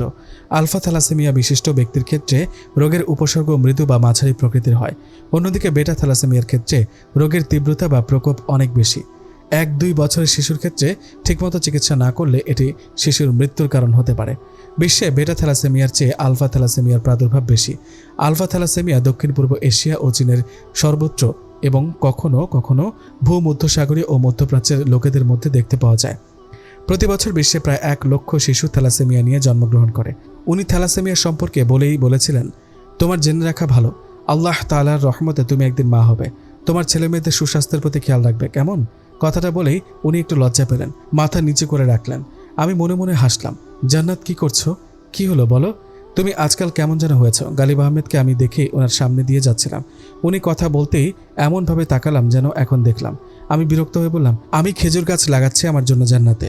যে ব্যক্তি সুবহানাল্লাহিল ওয়া বিহামদিহি সুবহানাল্লাহিল আযীম পড়ল, তার জন্য জান্নাতে একটি খেজুর গাছ লাগানো হবে। তিরমিজি শরীফে হাদিস নাম্বার 3464। উনি হাসলেন মুচকি। আমি বিড়বিড় করে পড়ছি আর আমার জন্য জান্নাতে একটি করে খেজুর গাছ লাগাচ্ছি। বাংলা ম্যাডামের ছেলেটা প্রায় আমার সাথে কথা বলতে চায়, মিশতে চায়, গলার স্বর অসম্ভব মিষ্টি, একটু ভাব করতে চায়। পিছু নেয় আমার, আজও আমার পিছু নিয়েছে। আমি আনন্দ মোহনে অনার্স ফার্স্ট ইয়ারে পড়ি। তুমি আমার থেকে খুব বেশি ছোট হবে না। হো আচ্ছা, আমরা বন্ধু হতে পারি? ও হাত বাড়ালো। পেছনে গালিব আহমেদের গাড়ি দেখতে পেলাম। সানগ্লাস খুলে আমাদের দিকে তাকিয়ে আছে। আমি ছেলেটার হাতে আমার হাতে থাকা খাতাটি দিয়ে একটা বাড়ি দিলাম। গালিব সাহেবকে কেমন যেন দেখাচ্ছে। আহত চোখে আমার দিকে তাকালেন। আমাদের প্রিয় নবী হজরত মুহাম্মদ সাল্লাল্লাহু আলাইহি ওয়াসাল্লাম আমাদের জন্য জান্নাত সম্পর্কে ভবিষ্যৎবাণী করে গিয়েছেন। আসুন জেনে নেই জান্নাত সম্পর্কে আমাদের প্রিয় নবী হজরত মুহাম্মদ সাল্লাল্লাহু আলাইহি ওয়াসাল্লামের একটি বাণী। জান্নাতে জান্নাতবাসীরা প্রতি জুমাবারে বাজারে মিলিত হবে এবং জান্নাতে জান্নাতবাসীদের রূপ সৌন্দর্য বৃদ্ধি পাবে। মুসলিম শরীফে হাদিস। গালিব আহমেদ বারান্দায় বসে আছেন সকাল থেকে। আজ জুম্মার দিন। ওনার কাছে পড়তে যাওয়া হয়নি। আজানের সময় হয়েছে, এখনও তিনি উঠলেন না। মুখটা কেমন ভার। আজ আজান কি তিনি দেবেন না? একবার গিয়ে কি ডেকে আসবো? বোধহয় চোখ খোলা রেখে ঘুমিয়েছে। আমি একটু এগোতেই উনি দাঁড়িয়ে পড়লেন পাখির ডাক শুনে। আমাকে দেখতে পাবেন এমন জায়গায় দাঁড়িয়েছিলাম। আমাকে বললেন কিছু কথা ছিল। আমি নকরা করে সোজা চলে এলাম। কষা ঝাল গোস্ত রাধা হয়েছে। গোস্তের গন্ধে চারিদিকে মৌ মৌ করছে। জেঠিমা এক টুকরো গোস্ত আমার মুখে তুলে দিয়ে বলল, কেমন হয়েছে? অসাধারণ। দুনিয়ার সব রাঁধুনিরা তোমার কাছে নবজাতক। তোমাকে অস্কার দেওয়া উচিত। জেঠিমাকে জড়িয়ে ধরে গালে একটা চুমু দিলাম। নাও দিলাম তোমাকে অস্কার। হায় আল্লাহ, আমার বুঝি লজ্জা করে না? জেঠি আঁচল মুখে চাপা দিয়ে খুন্তি নাড়তে লাগলো। জেঠিমার রান্নার কেউ প্রশংসা করলে তিনি খুব খুশি হন। জেঠিমার রান্না হাঁসের গোস্ত খেলে ইহকালে ভোলা যাবে না, এত সুস্বাদু। ছোট ভাই এসে আমার হাতে অনেকগুলো জিলিপি দিল। আমি গরম গরম জিলিপির লোভ সামলাতে পারলাম না। জিলিপিগুলো একদম গরম ছিল, মনে হচ্ছে এক্ষুনি ভাজা হয়েছে আর আমার জন্য আনা হয়েছে। সকালে নাস্তা করিনি আজ, তাই খেতে থাকলাম। নরম রসালো জিলিপির রস আমার সারা মুখে মাখামাখি। গালিব সাহেবকে দেখতে পেলাম। সাদা ধবধবে পাঞ্জাবি পরে আমাদের বাড়িতে ঢুকলেন। আমাকে দেখে একটু বিষম খেলেন মনে হয়। তোমার তো দেখছি রসে মাখামাখি। জি, জিলিপি রসের কথা মিন করেছি। উনি হঠাৎ ওই কথা বলে একটু সংকোচ বোধ করলেন। জিলিপিগুলো কেমন হয়েছে? জোস। এটা কেমন কথা? ভালো করে কথা বলবে। সুবহানাল্লাহ, জিলিপির সৌন্দর্য অতুলনীয়, অতি চমৎকার। আমি মুগ্ধ জিলিপি খেয়ে। উনি একটু হাসলেন। বাবা এসে বলল, তুমি এত জিলিপি খাচ্ছ কেন? তাহলে দুপুরে কি খাবে? উফ বাবা, জিলিপি খুব মজা লেগেছে, স্বাদ অতুলনীয়। গালিব আহমেদ বললেন, তোমার জন্য স্পেশাল অর্ডার দিয়ে বানানো। মজা লেগেছে বলে কি পেট ভর্তি করলে চলবে? লাঞ্চ করতে হবে না? আমার গলায় জিলিপি আটকে গেল। আমি হাত থেকে জিলিপি ফেলে দিলাম। মুখ থেকে ওয়াক ওয়াক করে বের করছি। বাবা ভীতু গলায় বলল, মা তোমার কি হয়েছে? অমন করছে কেন? জিলিপিগুলো ভালো না, বাসি জিলিপি ভেজে দেওয়া হয়েছে। আমার বমি বমি লাগছে, আমি বমি করব। গালিব সাহেব হতভম্ব। আমি সব জিলিপিগুলো গামলায় কুটি কুটি করে আমাদের পাহারাদার কুকুরকে দিলাম। আচ্ছা, কুকুরে কি জিলিপি খায়? আজ প্রমাণ হবে। পোলাও, কষা, ঝাল গোস্ত, মুরগির কোমড়া, রিডা মাছের ঝোল, কই মাছ ভাজা, মুগের ডাল, মাছের মাথা দিয়ে এবং সালাদ টেবিলে পরিবেশন করা হয়েছে। দেখেই বুঝলাম আজ ওনাকে দাওয়াত দেওয়া হয়েছে। ওনার প্রিয় খাদ্যগুলোর কিছু খাদ্য এগুলো। আমরা মধ্যবিত্ত মানুষ, তাই ওনার সবকটি খাদ্য সরবরাহ করতে পারিনি। আমি শাওয়ার করে কামরায় দরজা বন্ধ করে বসে রইলাম। ঠিক করলাম উনি যতক্ষণ পর্যন্ত থাকবেন বাড়িতে ততক্ষণ পর্যন্ত আমি নিজেকে বন্দিনী বানিয়ে রাখবো। খাওয়ার জন্য মা ডাকলেন। আমি বললাম, আমি রোজা। কি বলিস মা? রোজা বাংলাতে, আরবিতে সাওম। এখন তো রোজার দিন না, সারা বছর রোজা রাখা যায়? তুমি জানো না? কখন থেকে রোজা রাখলি? একটু আগে জিলিপি খেলি। কড়া রোদের মধ্যে থাকলে স্ক্রিনে প্রবলেম হয়। ওনার কথা না শোনার ভান করে আমি চলে যাচ্ছিলাম। উনি খেয়ে দিয়ে সবসময় ছাদে হাঁটেন। এটা জেনে এ সময় ছাদে এসেছি সেটা তো বলা যাবে না। জিলিপিগুলো নিজে দাঁড়িয়ে থেকে ভেজে এনেছিলাম, বাসি হওয়ার প্রশ্নই আসে না। আমি নিজে খেয়ে দেখেছিলাম। আমি উত্তর না দিয়ে চলে আসছিলাম আর উনি পেছন থেকে কয়েকবার ডাকলেন। আমি জানি ভালো করে জিলিপি উনার আনা এবং টাটকা, কিন্তু উনাকে দেখানোর জন্য বাসি বলে ওয়াক ওয়াক করলাম। কুকুরকে খাওয়ালাম। আমার পায়েস ওনার বউ রহিমা খেয়েছে আর ওনার জিলিপি আমার ভাইয়ের মতো কুকুর খেয়েছে। সদবোধ। আজ ছোট ভাইকে নিয়ে পড়তে বসতেই ওনার কাজের লোকটা কি একটা দেখাবে বলে নিয়ে গেল। আমি বই বের করে বসে আছি, উনি কিছু বলছে না। নীরবতা পালন চলছে। আমার অস্বস্তি লাগছে, ওনার দিকে তাকানোর সাহস নেই। আচ্ছা, ওনারও কি কখনো এমন ফিলিংস হয়? উনি কি আমার দিকে তাকিয়ে আছেন? তুমি কি ওয়াদা করে নিয়েছো আমার সাথে কথা বলবে না? আমি তাকালাম চোখ মেলে ওনার চোখে। কথা কি বলবেই না? আপনার সাথে আমার কোনো কথা থাকতে পারে না। আমি হলাম বাবু টাইপ মেয়ে। বাংলাদেশের সংবিধানে এখনও 3 বছর আছে অ্যাডাল্ট হতে। আমি তো তোমাকে সর্বদা এটাই বোঝাতে চাই, বাট আমি ধর্মীয়ভাবে অ্যাডাল্ট হয়েছি অনেক আগেই। গালিব আহমেদ কথা শুনে একটু চমকালেন। আমি ওনার দিকে তাকিয়ে আছি এক দৃষ্টিতে। উনি অস্বস্তিতে পড়েছেন। উপপাদ্যটা বুঝিয়ে দিন। উনি যন্ত্রের মতো উপপাদ্য বুঝিয়ে দিল মাথা নিচু করে। কয়েকবার আমার দিকে তাকাতেই ধরা খেলেন। তাকালেই আমার চোখে ধরা খেতে হয়। ছেলেটা কে? পড়ার মধ্যে হঠাৎ এমন কথা শুনেও আমি চমকালাম না। পড়তে লাগলাম। নো থামাথামি। তোমাকে প্রায় বিরক্ত করে? এবার ঠোঁটের কোণে হাসি রেখা ফুটে উঠল। আমি খুশি হলাম। উনি প্রতিদিন আমাকে ফলো করে বলেই জানেন ছেলেটা মহা বিরক্ত করে। আমি পৃথিবীর সপ্তাশ্চর্য দেখার মতো অবাক হয়ে বললাম, ছেলে মানে বয়? হ্যাঁ। ছেলেটা মহা তেদর? মোটেও না, ও একটু দুষ্ট। ছেলেটা অনেকটাই দুষ্ট। তুমি চাইলে ছেলেটা আর বিরক্ত করবে না। সেটা কিভাবে? ব্যবস্থা হবে। আপনি কিভাবে জানেন ছেলেটা মহা তেদর? আমাকে বিরক্ত করে? ব্যবস্থা কি করব? ও আমার আপনজন, মানে ও আমার। গালিব আহমেদ কেমন ফ্যাকাশে হয়ে গেল। তিনি বললেন, কি? আমার বন্ধু। এতটুকু সময়ের মধ্যে বন্ধু হয়ে গেল। যখন দুটি মন এক হয় তখন যে কোনো সময় যে কোনো সম্পর্ক হতে পারে। এতে সময় অসময় বলে কিছু নেই। উনি আমার চোখের দিকে তাকালেন। বই খাতা গোছাচ্ছ কেন? আজ আমার ছুটি। আমি তো ছুটি দেনি। এই যে নিন এটা। কি এটা? আমার ছুটির আবেদন। ছুটির আবেদন? জি, এটা পড়ে আমাকে ছুটি দিন। স্কুলে যেহেতু আবেদন করতে হয় তাই টিউশনও করা উচিত। নিয়মটা আমার মধ্য দিয়ে শুরু হলো। ইন্টারেস্টিং। উনি একটু হাসলেন। মজা পেয়েছেন বোধ হয়। আবেদন খুললে ওনার সিচুয়েশন দেখে আমি মজা পাবো। বরাবর প্রধান টিউশন শিক্ষক, ইসলামনগর, ময়মনসিংহ। বিষয় বন্ধুর সাথে ফোনে কথা বলার জন্য ছুটি দেওয়ার আবেদন। জনাব, সবিনয় নিবেদন এই যে আমি 10ম শ্রেণীর একজন টিউশন ছাত্রী আপনার। আপনি হয়তো আমাকে চেনেন। আমি কখনো লেট করিনি বা পড়ায় ফাঁকি দিইনি বা অনুপস্থিত হইনি আপনার টিউশনে। আজ আমার বন্ধু ফোন করবে 4:30 ঘটিকায়। সে আমার নতুন বন্ধু, আমাদের প্রথম ফোন আলাপ, তাই কোনোভাবে মিস করতে চাচ্ছি না। যাই হোক, বিনীত নিবেদন, আবেদন করার সাথে সাথে আমাকে ছুটি দিয়ে বাধিত করবেন। ইতি আপনার স্নেহের জান্নাতুল ফেরদৌসি, তারিখ 8/4/2020। আবেদন পড়ে উনি আমার দিকে তাকালেন। আমি হাসি মুখে বললাম, আসি স্যার। প্রথম ফোন আলাপ, একটু দোয়া করবেন। একবারও পেছনে তাকায়নি। ওনার মুখ কেমন হয়েছে তা দেখতে পেলাম না। আফসোস। 4:30 বাজতেই ফোন নিয়ে ছাদে গেলাম। ওনার দোতলা বারান্দা থেকে আমাদের ছাদ একদম কাছে। উনি বারান্দায় রকিং চেয়ারে বসে বই পড়ছেন। ওয়াও, খুশি হলাম। ওনাকে দেখানো ও শোনানোর জন্যই তো আমার এত আয়োজন। হ্যালো হ্যালো, এই তো ভালো আছি। তুমি কেমন আছো? খেয়েছো? মেনু কি ছিল? অমলেট খেয়েছো? কিসের অমলেট? উফ, তোমার কণ্ঠ অনেক সুন্দর, মাশাআল্লাহ। গালিব আহমেদ একবারও মুখ তুলে তাকাচ্ছেন না। তার মানে উনি সব মনোযোগ দিয়ে শুনছেন। এত জোরে ফোনে কথা বলছি যে মনে হবে মাইকিং করছি। শুধু শুধু জ্যাঠার ফোন নিয়ে আমি একটু টিপাটিপি করেই নিজেই অনর্গল কথা বলে যাচ্ছি। সব তো ওনার জন্য। কি বললে? না না, আমি শুনবো না। ধ্যাত, তুমি যা দুষ্টু। আমি আর কথা বলবো না, বলে দিলাম। দুষ্টু কোথাকার। এই, তুমি নামাজ পড়েছো? হ্যাঁ, গুড। একটু পর আসরের আজান দেবে, অবশ্যই নামাজ পড়বে, নইলে সব সম্পর্ক শেষ। The end. গালিব আহমেদ একটু নড়চড় করছেন। আমি শেষ চাল ছেড়ে দিলাম। কোথায় আসতে হবে? Varsity place. আচ্ছা, কাল বিকেল 2টায় আসতে হবে।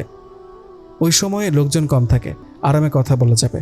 এই জানো, ভার্সিটি ফুচকা যে কি মজা। I like it phuchka. আমি ফোন কাটার ভান করে একটু হেসে এদিক ওদিক তাকিয়ে চলে এলাম। উফ, কি যে মজা লাগছে। যথারীতি স্কুল পালিয়ে 2টায় ভার্সিটি হাজির হলাম। তাসকিন আর হাবিবাকেও নিয়ে এসেছি পেট চুক্তি ফুচকা খাওয়াবো বলে। ওদের আপাতত ঝালমুড়ি খাইয়ে সান্ত্বনা দিয়ে রেখেছি।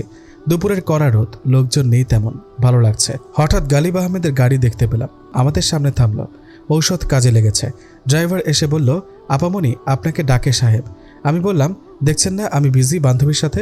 ওনাকে গিয়ে বলুন আই এম বিজি। ড্রাইভার ওনাকে বলতেই উনি নিজে নেমে মুড়িওয়ালার কাছে এলেন। আমি ঝাল দেওয়া মুড়ি গপাগপ খাচ্ছি। ঝাল খেতে পারি না। প্রচণ্ড রকমের ঝালে গলা জ্বলছে, ঠোঁট জ্বলছে। হাবিবা খাওয়া ছাড়া কিছুই বোঝে না। বেফাঁস কথা বলে ফেলে না জেনে। মহাগর্ধব। আসসালামু আলাইকুম দুলা ভাই। আমার আর তাসকিনের গলায় মুড়ি আটকে গেল কথা শুনে। হাবিবা কথা বলার পর ভয়ে আমার পেছনে লুকালো। তাসকিনও তাই করল। ওয়ালাইকুম আসসালাম বলে আমার দিকে তাকালেন উনি। ঝালমুড়ির দামটা মিটিয়ে 2টো ফুচকার প্লেট ওদের দুজনের হাতে ধরিয়ে দিলেন উনি। ভয়ে ভয়ে ওরা খাচ্ছে। খাওয়া শেষ হতেই উনি বলল, তোমরা গাড়িতে বসো। আমি বললাম, আমি যাব না বলেই হাঁটা শুরু করলাম। উনি যা করলেন তার জন্য প্রস্তুত ছিলাম না। উনি একটা ধমক দিলেন। ভয় তাসকিন আর হাবিবা দৌড়ে গাড়িতে উঠল। আমিও হঠাৎ ওদের পেছনে দৌড়ে গাড়িতে উঠে পড়লাম। ড্রাইভারের সাথে সামনে বসেই সিট বেল্ট বাঁধতে বাঁধতে বলল, চলো, অনেকটা পথ চলে এসেছি। আমরা সবাই চুপচাপ। ওরা দুজন ভয় পাচ্ছে। একে তো স্কুল পালানো, তার উপর দুলাভাই ডাকা। আমি অভয় দিলাম। তাসকিন আর হাবিবাকে তাদের বাড়ি নামিয়ে দিয়ে ড্রাইভার গালিব আহমেদকে গাড়ি বুঝিয়ে দিয়ে নেমে গেল। এখন আমি আর উনি গাড়িতে একা। হঠাৎ গাড়ি থেমে গেল। উনি দরজা খুলে বলল, বের হও। আমি বের হলাম। সামনের দরজা খুলে দিতেই আমি সামনে ওনার পাশে বসলাম। নীরবতা চলছে। আমি ঠিক করতে পারলাম না বিষয়টা, তবে খুশি হলাম ওনার পাশে বসে এবং একা একা গাড়িতে ঘুরতে পেরে। এটাকে লং ড্রাইভও বলা যায়। হঠাৎ গাড়ি ব্রেক করে থামলো। আমি ওনার দিকে তাকালাম। উনি একটা প্যাকেট বের করে আমার সামনে ধরল। কি? দেখো, ফুচকা দেখা যাচ্ছে। তুমি ফুচকা লাইক করো তাই নিয়ে এলাম তোমার জন্য, স্পেশাল ফুচকা। থ্যাঙ্কস বলে আমি ফুচকা খাওয়া শুরু করলাম। উনি তীক্ষ্ণ দৃষ্টিতে আমার দিকে তাকিয়ে আছেন। আমি 3টা ফুচকা খেয়েই থেমে গেলাম। আসলে আমি ফুচকা পছন্দ করি না। 1টা 2টা খেতে পারি বান্ধবীদের সাথে। কি হলো, খাচ্ছ না কেন? এত পছন্দের ফুচকা? একটু আগে ফুচকা খেয়েছি, নতুন বন্ধু খাইয়েছে। কখন? দেখলাম না তো। আপনি আসার আগের ঘটনা। উনি আমার দিকে তাকিয়ে আছেন দেখে আমি আরেকটা ফুচকা মুখে দিলাম। ডাল আলু ভর্তা যে কথা, ফুচকা আমার কাছে এক কথা। জোর করে খেতে গিয়ে বমি করে দিলাম ওনার গায়ে। উনি চমকে উঠলেন। আমি বমি করছি আর হাঁচি দিচ্ছি। উনি আমার সামনে পানির বোতল ধরলেন। পানি খেতে গিয়ে বিষম খেলাম। উনি আমার মাথায় হাত রাখতে গিয়েও রাখলেন না। একটু পর পরিস্থিতি নর্মাল হলে উনি আমাকে বলল, পুরোটা একটি সাজানো নাটক, শুধুমাত্র জেনে শুনে তোমার নাটকে অংশগ্রহণ করলাম। আমার হঠাৎ কি যেন শুরু হলো, আমি কান্না জুড়ে দিলাম। কান্না করার কি হলো? তুমি এখনও একটি বালিকা মাত্র, সদ্য কিশোরী বয়সে পা দিয়েছ, তাই উজবুকি কর্মকাণ্ড করো। তুমি যে ধর্মের, তাতে তোমার আচরণ ঠিক করা উচিত। পরিবারের অতিরিক্ত আদরে তুমি লাই পেয়েছ, তুমি অসুস্থ, তোমার চিকিৎসার দরকার। আমি তোমার বাবার সাথে কথা বলবো। আহা, কেঁদো না, আমি খুব কাঁদছি, কেন জানি না কান্না থামাতে পারছি না। উনি বাইরে দাঁড়িয়ে আছেন, আমার মাথায় দূরে দাঁড়িয়ে এক চুল পরিমাণ স্পর্শ না করে বোতলের পানি ঢেলে দিল। কান্না থামানোর পর উনি গাড়িতে উঠে গাড়ি স্টার্ট দিলেন। একটা কথাও হয়নি আমাদের। বাড়ির সামনে আসতে তিনি বলল, তোমার পছন্দের তেমন কোনো খাবার নেই, তুমি না খেয়ে থাকতেই পছন্দ করো, ফুচকা জাতীয় খাদ্য একদম সহ্য করতে পারো না, এবার বাসায় যাও, রেস্ট নাও, নামাজ পড়ে ভাইকে নিয়ে পড়তে এসো, ওয়েটিং ফর ইউ। আমি বাসায় গিয়ে দরজা বন্ধ করে লম্বা ঘুম দিলাম। গেলাম না পড়তে, দুপুরে কিছু খেলাম না, রাতেও খেলাম না। রাতে বিছানায় শুতেই দুই চোখে ঘুম নেমে এলো। পরের দিন খুব ভোরে ছোট ভাইয়ের ডাকে ঘুম ভাঙল। পাখির কিচিরমিচির ডাকে চারিদিক মুখরিত হয়ে গেল। ভাইকে পা থেকে মাথা পর্যন্ত দেখলাম। নতুন পোশাক পরা। কি হয়েছে রে, আজ কি ঈদ? এত ভোরে নতুন পোশাক পরেছিস যে? ভাই গম্ভীর সুরে বলল, ফুপুর বাসায় বেড়াতে যাব। ও আচ্ছা, তাহলে যা, দুঃখের বিষয় তোকে একটুও মনে পড়বে না, টাটা। আমি ফের বিছানায় গা এলিয়ে দিলাম। তুমিও যাচ্ছ? আমি উঠে বসলাম। ট্রেনে বসে আছি, চাচার সাথে আমি আর ভাই ফুপুর বাড়ি যাচ্ছি। ফুপুদের বাড়ি গোলাপীপুর। কোনো এক কারণে গ্রামের মানুষগুলো তুলিতে আঁকা ছবির মতো, একদম সহজ সরল। গ্রাম বলতে যা বোঝায় সেটা ফুপুদের গ্রাম। ছবির মতো সুন্দর, বিশাল ধানক্ষেত, নদী, খোলা মাঠ।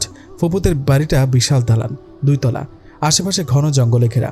সবাই নাস্তা করছে ক্লান্ত হয়ে। আমি 2 তলায় যে কামরা খোলা পেয়েছি সেটাই নিচের করে শুয়ে পড়েছি। রাতে ঘুম ভাঙলে জানতে পারলাম এটা ফুফাতো ভাই লতিফের কামরা। সকালে জানতে পারলাম গ্রামে আসার কারণ, লতিফ ভাই দেশে এসেছেন, বিয়ে করবেন। মেয়ে নাকি তাদের খুব পছন্দ। লতিফ ভাই ছোট থেকে দেশের বাইরে থাকেন, কানাডায় আছেন। তিনি ইঞ্জিনিয়ারিং পড়ছেন। দেশে এসেছেন ফুপুর কথায়। দেশে ছেলেকে বিয়ে দিয়ে বউ সাথে করে নিয়ে যাবে লতিফ ভাই, এটাই ফুপুর লক্ষ্য। কুয়োতলায় লতিফ ভাইয়ের সাথে সরাসরি একবার কথা হয়েছিল যতদিন ছিলাম। এছাড়া দূর থেকে দেখেছি, কোনো কারণে তিনি আমার সাথে কথা বললেন না। লতিফ ভাইয়ের চেহারাটা একেবারে সুফি সুফি, মস্ত বড় দাড়ি, প্যান্টের সাথে অলওয়েজ পাঞ্জাবি পরে থাকে। ফুপুর এটা নিয়ে অনেক গর্ব। তিনি সবসময় বলেন, যেখানেই থাকুক না কেন নিজেকে আল্লাহর নেক বান্দা বানিয়ে রাখবে। বলতে বলতে ওনার চোখ দিয়ে পানি পড়ে যায়। সে এক ভালো লাগার করুণ দৃশ্য। গালিব আহমেদ ছাড়া আমার চারপাশে কি হয় তা আমি খেয়াল রাখি না। আমি গ্রামে থাকলেও মনটা বাড়িতে ওনার আশেপাশে। আচ্ছা, উনি কি আমাকে মনে করছেন না? গালিব আহমেদ আজ দুপুরে তৃপ্তি মিটিয়ে খেলেন। নতুন রাঁধুনিটার হাত ভালো, বেতন 1003 আরও বাড়ালেও কম হবে। দুপুরে খাওয়ার পর ঘুমোতে হয়, এটাই নিয়ম। তিনি বিছানায় আরাম করছেন, বুকের ওপর একটা বই, ঘুমু ঘুমু চোখে পড়ছেন। ঘড়ির ঘন্টা বাজলে মসজিদে রওনা হবেন, আজান দেবেন। আজকাল তার দিনগুলো ভালো কাটছে। খট করে শব্দ হলো। জানালার নিচে তাকালাম, দক্ষিণা হাওয়া লাগলো আমার গায়ে। চাঁদের আবছা আলোয় কাউকে দেখতে পেলাম। কে সে? ফুপুর সাথে নামাজ পড়ার পর ফুপু কানে কানে বলল, কি দোয়া করলি? ফুপু এমনই করে সবার সাথে। আমিও ফুপুর কানে কানে বললাম, লাভ নেই, দোয়া কবুল হবার নয়। ফুপু অনেকটা ছেলে মানুষই। তিনি আমার কানে কানে বলল, তোকে কিছু শর্ত দিচ্ছি দোয়া কবুলের, ঠিকঠাক শর্ত মেনে চলবি, তোর সব দোয়া কবুল হবে। এর প্রমাণ আমি হাতে নাতে পেয়েছি। আমি অবাক হয়ে বললাম, তাই নাকি? দোয়া কবুলের কিছু শর্ত?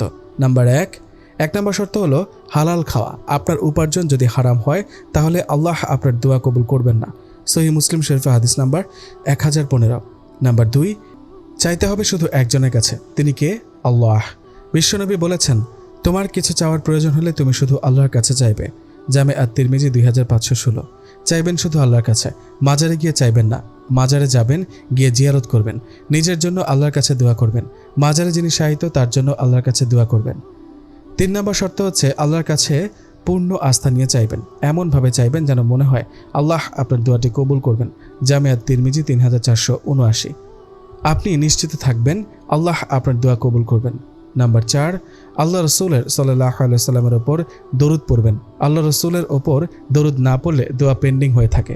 নাম্বার 5, দোয়ার সাথে সাথে কাজও করতে হবে। দোয়া করে বসে থাকলে চলবে না। আপনি দোয়া করে বসে থাকবেন আর আল্লাহ আপনাকে আকাশ থেকে দিয়ে দিবেন, এমন না। এই কয়দিনে বারবার শুধু ওনার কথা মনে পড়ছিল। গ্রাম থেকে যখন বাড়ি আসলাম তখন ওনার সাথে দেখা হলো। গ্রাম থেকে জ্যাঠা নিয়ে এসেছিল। আসার 2 দিন আগে তিনি গ্রামে গিয়েছিলেন। জ্যাঠা বলল, চলে এলাম। উনি আমার দিকে একবার তাকিয়ে জ্যাঠাকে বলল, ভালো হয়েছে তুমি চলে এসেছো। ফিরে আসার 2 দিন হয়ে গেল ওনার কাছে পড়তে বা ওনার সামনে যায় না। আর যাব না সিদ্ধান্ত নিলাম। রাতে ছাদে দাঁড়িয়ে আছি, উনিও ছাদে আছেন। ওনাকে কেমন যেন চিন্তিত দেখাচ্ছে। আমি ছাড়া অন্য কিসের চিন্তা ওনার চোখে চোখ পড়তেই আমি এমন ভাব করলাম যেন উনি ছাদে, সেটা জানি না। আমার সাথে কথা বললেন না, আমিও কথা বললাম না। এদিকে আমার মন ছটফট করছে কথা বলার জন্য। 3 দিনের মাথায় ওনার লোক একটা গিফট নিয়ে এলো বাড়িতে। গিফট খুলে আমি অবাক। আমাদের প্রিয় নবী হজরত মুহাম্মদ সাল্লাল্লাহু আলাইহি সাল্লাম আমাদের জন্য জান্নাত সম্পর্কে ভবিষ্যৎবাণী করে গিয়েছেন। আসুন জেনে নেই জান্নাত সম্পর্কে আমাদের প্রিয় নবী হজরত মুহাম্মদ সাল্লাল্লাহু আলাইহি সাল্লামের বাণীগুলির একটি বাণী। জান্নাতের স্তর হবে 100টি এবং জান্নাতের সর্বোচ্চ স্তর জান্নাতুল ফিরদাউস। যখন তোমরা আল্লাহর কাছে জান্নাত চাইবে তখন জান্নাতুল ফিরদাউস চাইবে। গালিব আহমেদের সাথে আমার একটা খেলা চলেছে। খেলার নাম লুকোচুরি। খেলাটা উনি শুরু করেছেন, মাঝখানে আমি খেলেছি। শেষটা মহান আল্লাহ তাআলা খেলবেন, তিনি ঠিক করবেন খেলার শেষটুকু। অতি প্রথম উনি আমার সাথে লুকোচুরি খেলেছেন। ওনার পারফরমেন্স খুব ভালো। এখন আমি খেলছি। ওনার মতো অতটা না হলেও খুব মন্দ পারফরমেন্স করছি বলে মনে হয় না। ওনার আর আমার মাঝে একটা জিনিস সবসময় চলে, সেটা হলো নীরবতা, যেটা হঠাৎ হঠাৎ আমাদের মাঝে শুরু হয়। এখন নীরবতা শুরু হয়েছে। হঠাৎ উনি বলতো কোন প্রাণীর হাঁটুতে কান থাকে? মেয়ে নামক মানুষ প্রাণীদের হাঁটুতে কান থাকে। ফড়িংয়ের হাঁটুতে কান থাকে, মনে থাকবে? কোন প্রাণীর সবচেয়ে বড় চোখ থাকে? জিরাফ। জিরাফের লম্বা গলা, মনে থাকবে? স্কুইডের হলো বড় বড় চোখ। স্কুইড হলো এক প্রকার। জ্ঞানের কথা শেষ হওয়ার আগে রিংটোন বাজলো ওনার ফোনে কথা বলা শেষ হতে উনি বললেন, তোমার সাথে কিছু কথা আছে, পার্সোনাল। আমি বললাম, তার আগে আমি কিছু কথা বলবো। পার্সোনাল? বলো। আমি আর আপনার কাছে আসবো না, মানে টিউশন পড়তে আসবো না। সেটা কেন? চাচা আমার জন্য নতুন টিউটর রেখেছেন। চাচার বন্ধু, বয়স 26, অত্যন্ত হ্যান্ডসাম। কথা শুনে ওনার হাত থেকে জিওগ্রাফির বইটা নিচে পড়ে গেল। বই তুলতে গিয়ে চোখে চশমাও পড়ে গেল। ওনার হেঁচকে উঠেছে, ঘন ঘন কাশছে। কবে থেকে পড়বে না? এখন থেকে আর পড়বো না। ভাইকে বললাম, বই গুছিয়ে নে, আমরা চলে যাব এক্ষুনি। গালিব আহমেদ কেমন যেন হতভম্ব হয়ে গেল। বেশ ধাক্কা খেলেন আজ তিনি।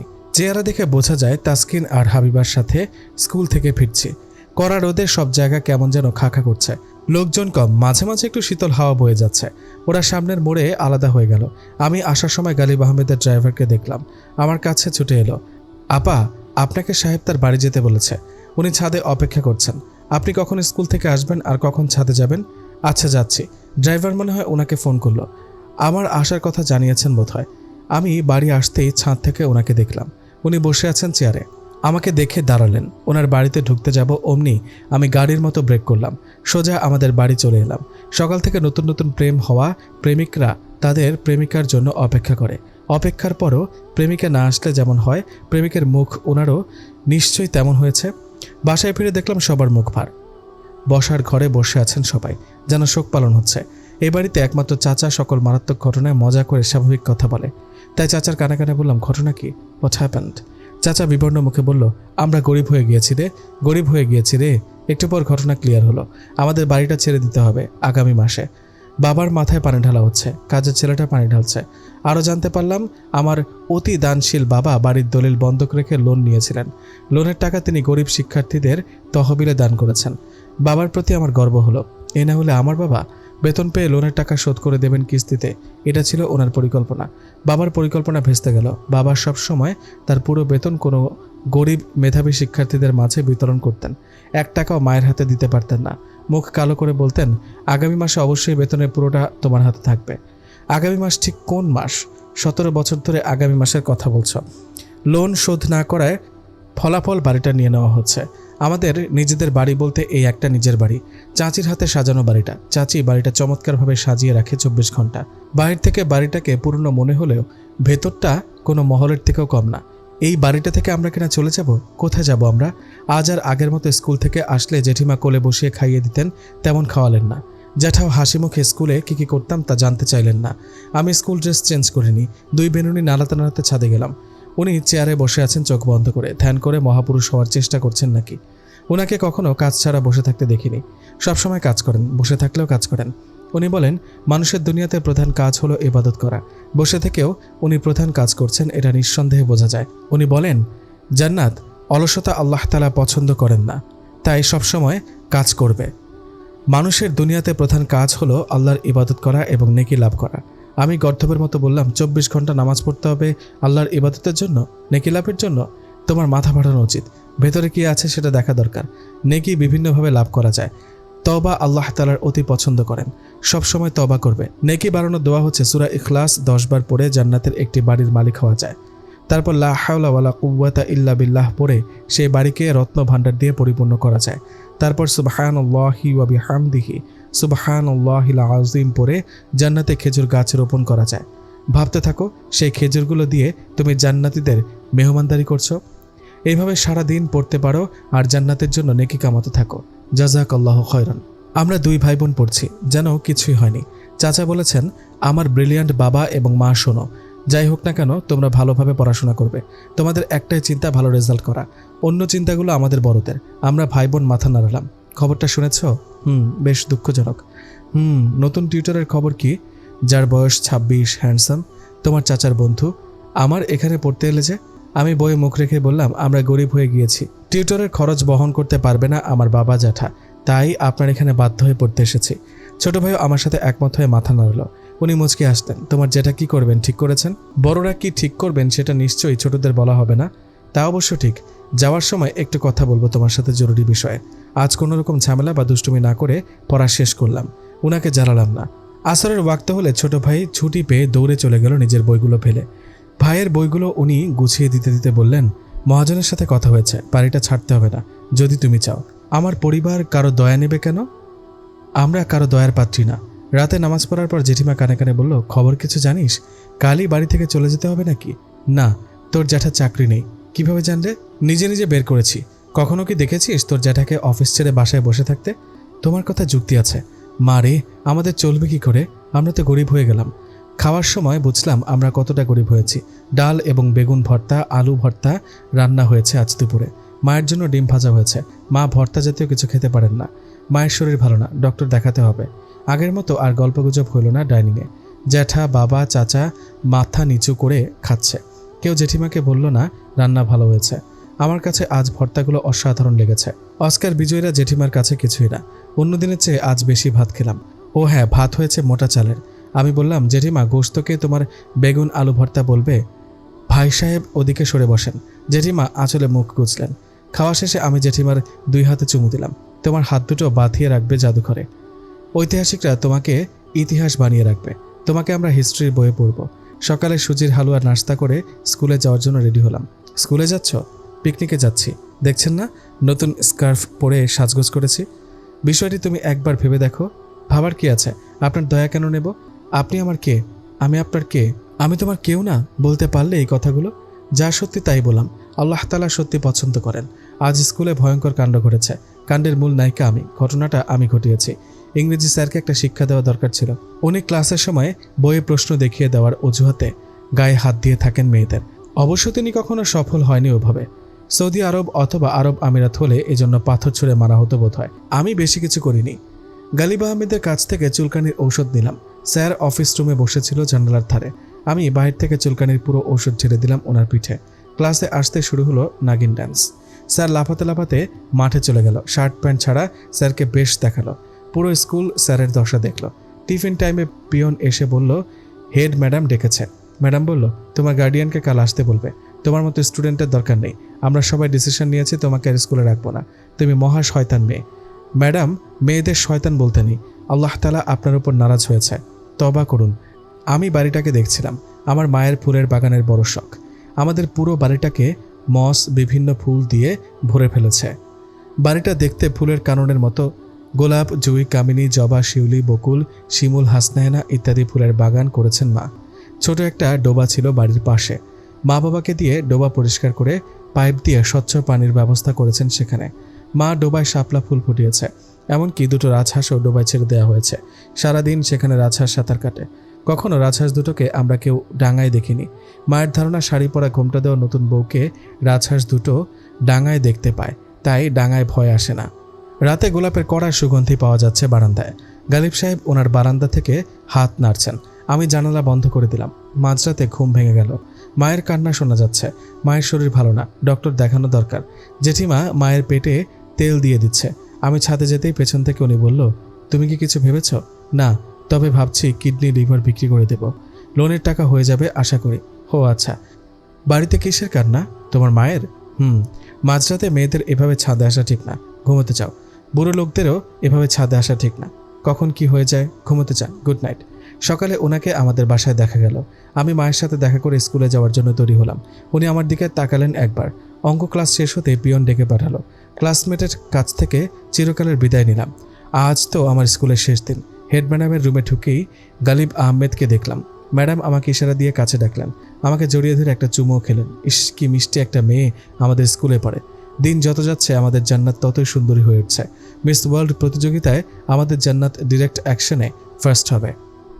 উনি বলল, মেয়েদের আসল সৌন্দর্য লুকিয়ে থাকার মধ্যে নিহিত থাকে। আসল প্রতিযোগিতা হলো সৌন্দর্য লুকিয়ে রাখার প্রতিযোগিতা। ম্যাডাম বলল, ভাই সাহেব কি খাবেন? এক কাপ কফি খাবেন? স্কুলে কফি বানানোর মেশিন কেনা হয়েছে। মামুনি জান্নাত, তুমি কি খাবে? পিয়নকে কোক দিতে বলি। ড্রাইভার গাড়ি চালাচ্ছে, উনি আর আমি পাশাপাশি বসে আছে। নীরবতা ভেঙে আমি বললাম, আচ্ছা বলুন তো, হাত আছে পা নেই, মাথা তার কাটা, আস্ত মানুষ গিলে খায় বুক তার ফাটা। উনি বইয়ে মুখ রেখে বললেন, উত্তর হচ্ছে শার্ট, কারণ শার্টের দুই হাতাকে হাত বলাই যায়।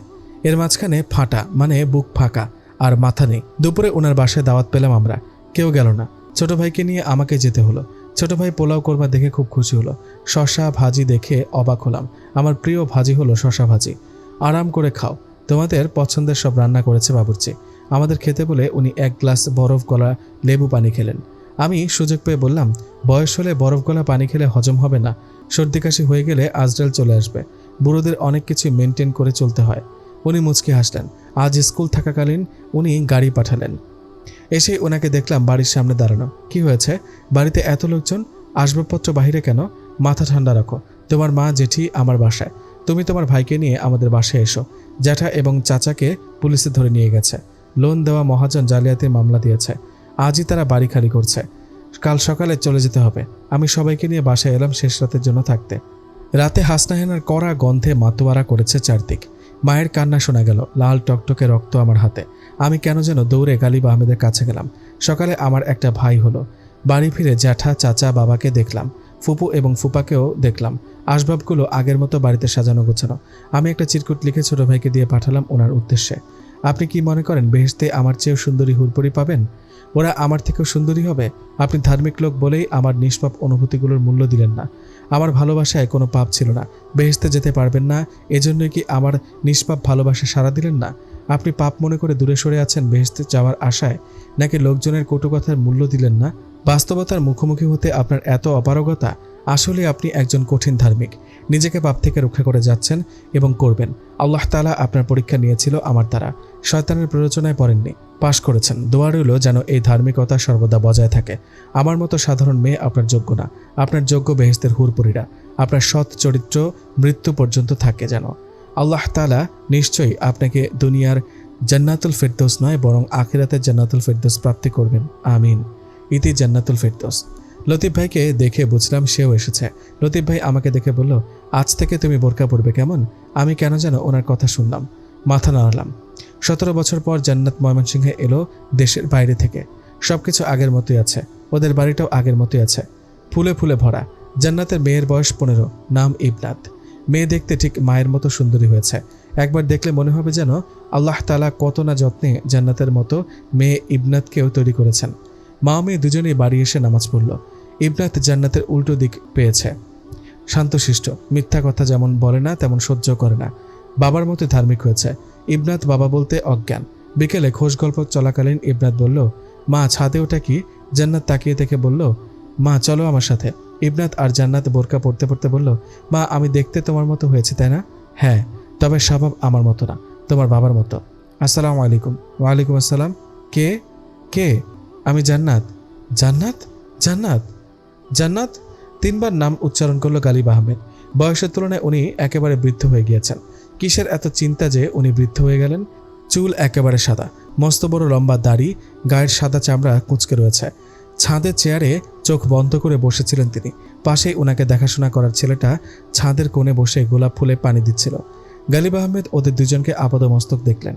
কালো বোরকা হিজাব দিয়ে আপাদমস্তক ঢাকা, চোখ দুটো দেখা যাচ্ছে না। কিশোরী জান্নাতকে তিনি অনেক বলেও পর্দা করাতে পারেননি। আজ জান্নাতের কিশোরী একজন মেয়ের মা। গালিব আহমেদ কোনটা মা আর কোনটা মেয়ে তা চিনতে পারলেন না। উনি চোখে চশমা পরে ভাঙা গলায় বলল, তুমি এসেছো? এসেছি। ওকে, আমার মেয়ে ইবনাত। ওকে তুমি মনে করেছিলাম। ওর বয়স তো 15। ইবনাত, উনি তোমার নানু, সালাম দাও। ইবনাত সালাম দিল। জান্নাতের স্বামী লতিফ ওদের ছাদ থেকে মা এবং মেয়েকে ডাকলো। জান্নাত বলল, জ্যাঠা আসি। জ্যাঠা দোয়া করবেন আমার জন্য, আমার মেয়ের জন্য। গালিব আহমেদ এত বছরের মধ্যে আজ একটু চমকে গেল। গালিব আহমেদ এক দৃষ্টিতে তাকিয়ে রইল ওদের চলে যাওয়ার পথে। কিছু একটা বলতে চাচ্ছিল কিন্তু বলা হলো না, কারণ জান্নাত মেয়েকে নিয়ে চলে গেল। রাতে হাসনাহিনার গন্ধে মাতোয়ারা হয়েছে চারদিক। ইবনাত একমনে ছাদে তাকিয়ে আছেন। ছাদে রহস্যময় এক বুড়োকে দেখছে সে। বুড়ো গালিব আহমেদ কেন সারাদিন ছাদে বসে থাকেন জান্নাতের বাড়ির দিকে তাকিয়ে? জান্নাতের গলা শোনা গেল। বাসায় কেউ নেই, সবাই ইবনাতের বাবার তৈরি করা মাদ্রাসা দেখতে গিয়েছেন। জান্নাতের 9 মাস, সকাল থেকে শরীর ভালো না। ইবনাত মা জান্নাতের জন্য থেকে গেল। জান্নাতকে দেখে ইবনাত কিছু একটা টের পেল। লাল টকটকে রক্ত ইবনাতের হাতে, আর হাত পা কাঁপছে। সে দৌড়ে কেন যেন গালিব আহমেদের কাছে গেল। গালিব আহমেদ জান্নাতকে ক্লিনিকে নিয়ে গেল। জান্নাতের ছেলে হয়েছে। ইবনাত আর তার বাবা লতিফ খুব খুশি হলো ফুটফুটে নবজাতক শিশুকে দেখে। পরের দিন সকালে মস্ত বড় দিঘিতে গালিব আহমেদের নিথর শরীর পাওয়া গেল। কেউ বলল উনি ধার্মিক ছিলেন, পালিত জিন নিশ্চয় ছিল, তারাই ডুবিয়ে মেরেছে। কেউ বলল বুড়ো মানুষ চোখে দেখে না, তাই হয়তো পা পিছলে দিঘিতে পড়ে মরেছে। এতে দুটো কিন্তু থেকে গেল। ওনার মতো ধার্মিক লোককে কেন জিন মেরে ফেলবে? এত রাতে তিনি কেন দিঘির কাছে যাবেন? শেষ কথা হচ্ছে, জান্নাত ওই দিন গিফট খুলে দুটো চিরকুট পেয়েছিল। প্রথমটায় লেখা ছিল দ্বিতীয় চিঠি খুলবে না, যখন সময় হয়েছে খোলার মনে করবে তখন খুলবে। লতিফের সাথে বিয়ের পর কানাডা গিয়ে ইবনাতকে গর্ভে ধারণ করলো জান্নাত। তখন হঠাৎ কি যেন খোঁজার সময় দেশ থেকে আনা পুরনো বক্সে চোখে পড়ে। সেখানেই চিরকুট লুকানো ছিল। প্রিয় জান্নাত, আমার কথা হয়তো তোমার এখন মনে পড়ে না। চিরকুট পড়ার সময় তুমি হয়তো আমার কথা মনে করে হাসবে, কিশোরী বয়সের আবেগের জন্য হাসবে। জান্নাত সত্যিই হাসল। কিশোরী বয়সে প্রথম ভালো লাগা শুরু হয় সবচেয়ে কাছে থাকে যে তাকে ঘিরে। আমার জায়গায় অন্য কেউ থাকলে তাকে ঘিরেই তোমার আবেগ কাজ করত ভালো লাগার। কিশোরী বয়সের আবেগ যেমন তীব্র হয়, তরুণী হলে সেই আবেগের ছিটে ফোটাও থাকে না। এটাই সত্যি এবং বাস্তবতা। তোমার আমার প্রতি ছেলে মানুষই আবেগ নিশ্চিত এখন নেই। তুমি তওবা করে নতুন জীবন শুরু করেছো, এই আমার মনের আশা। আর হ্যাঁ, বাস্তবতা সম্পর্কে তোমার কিশোরী বয়সের ধারণা ছিল না। আমার জন্য কটু কথায় ভয় ছিল না, ভয় ছিল তোমার জন্য, একটি নিষ্পাপ অবুঝ কিশোরীর জন্য। আমার আবেগের কথা যদি বলো তাহলে বলবো, ভালোবাসা পাওয়ার মধ্যেই সীমাবদ্ধ থাকে না। ভালোবাসা দূর থেকেই ভালোবাসা যায়। ভালোবাসার অস্তিত্ব সর্বদাই বিদ্যমান। জান্নাত শোনো, আল্লাহ তাআলার সৃষ্টি সেরা হলো আশরাফুল মাখলুকাত। তুমি হুরপুরির চেয়েও সেরা। আল্লাহ হাফেজ। আমাদের প্রিয় নবী হযরত মুহাম্মদ সাল্লাল্লাহু আলাইহি ওয়াসাল্লাম আমাদের জন্য জান্নাত সম্পর্কে ভবিষ্যৎবাণী করে গিয়েছেন। আসুন জেনে নিই জান্নাত সম্পর্কে আমাদের প্রিয় নবী সাল্লাল্লাহু আলাইহি ওয়াসাল্লামের বাণীগুলির একটি বাণী হচ্ছে, জান্নাত সমস্ত পৃথিবী থেকে উত্তম। মুয়াত্তা আবু হুরায়রা রাদিয়াল্লাহু তাআলা আনহু। ভুল ত্রুটি অনেক করেছি, সেজন্য মাফ করে দেবেন। জান্নাতের চরিত্রটি আপনাদের চেনা অপরিচিত অবুঝ কিশোরীর। বয়সের সাথে সাথেই যে সবকিছু বুঝতে পারে এবং আবেগ ভুলতে পারে।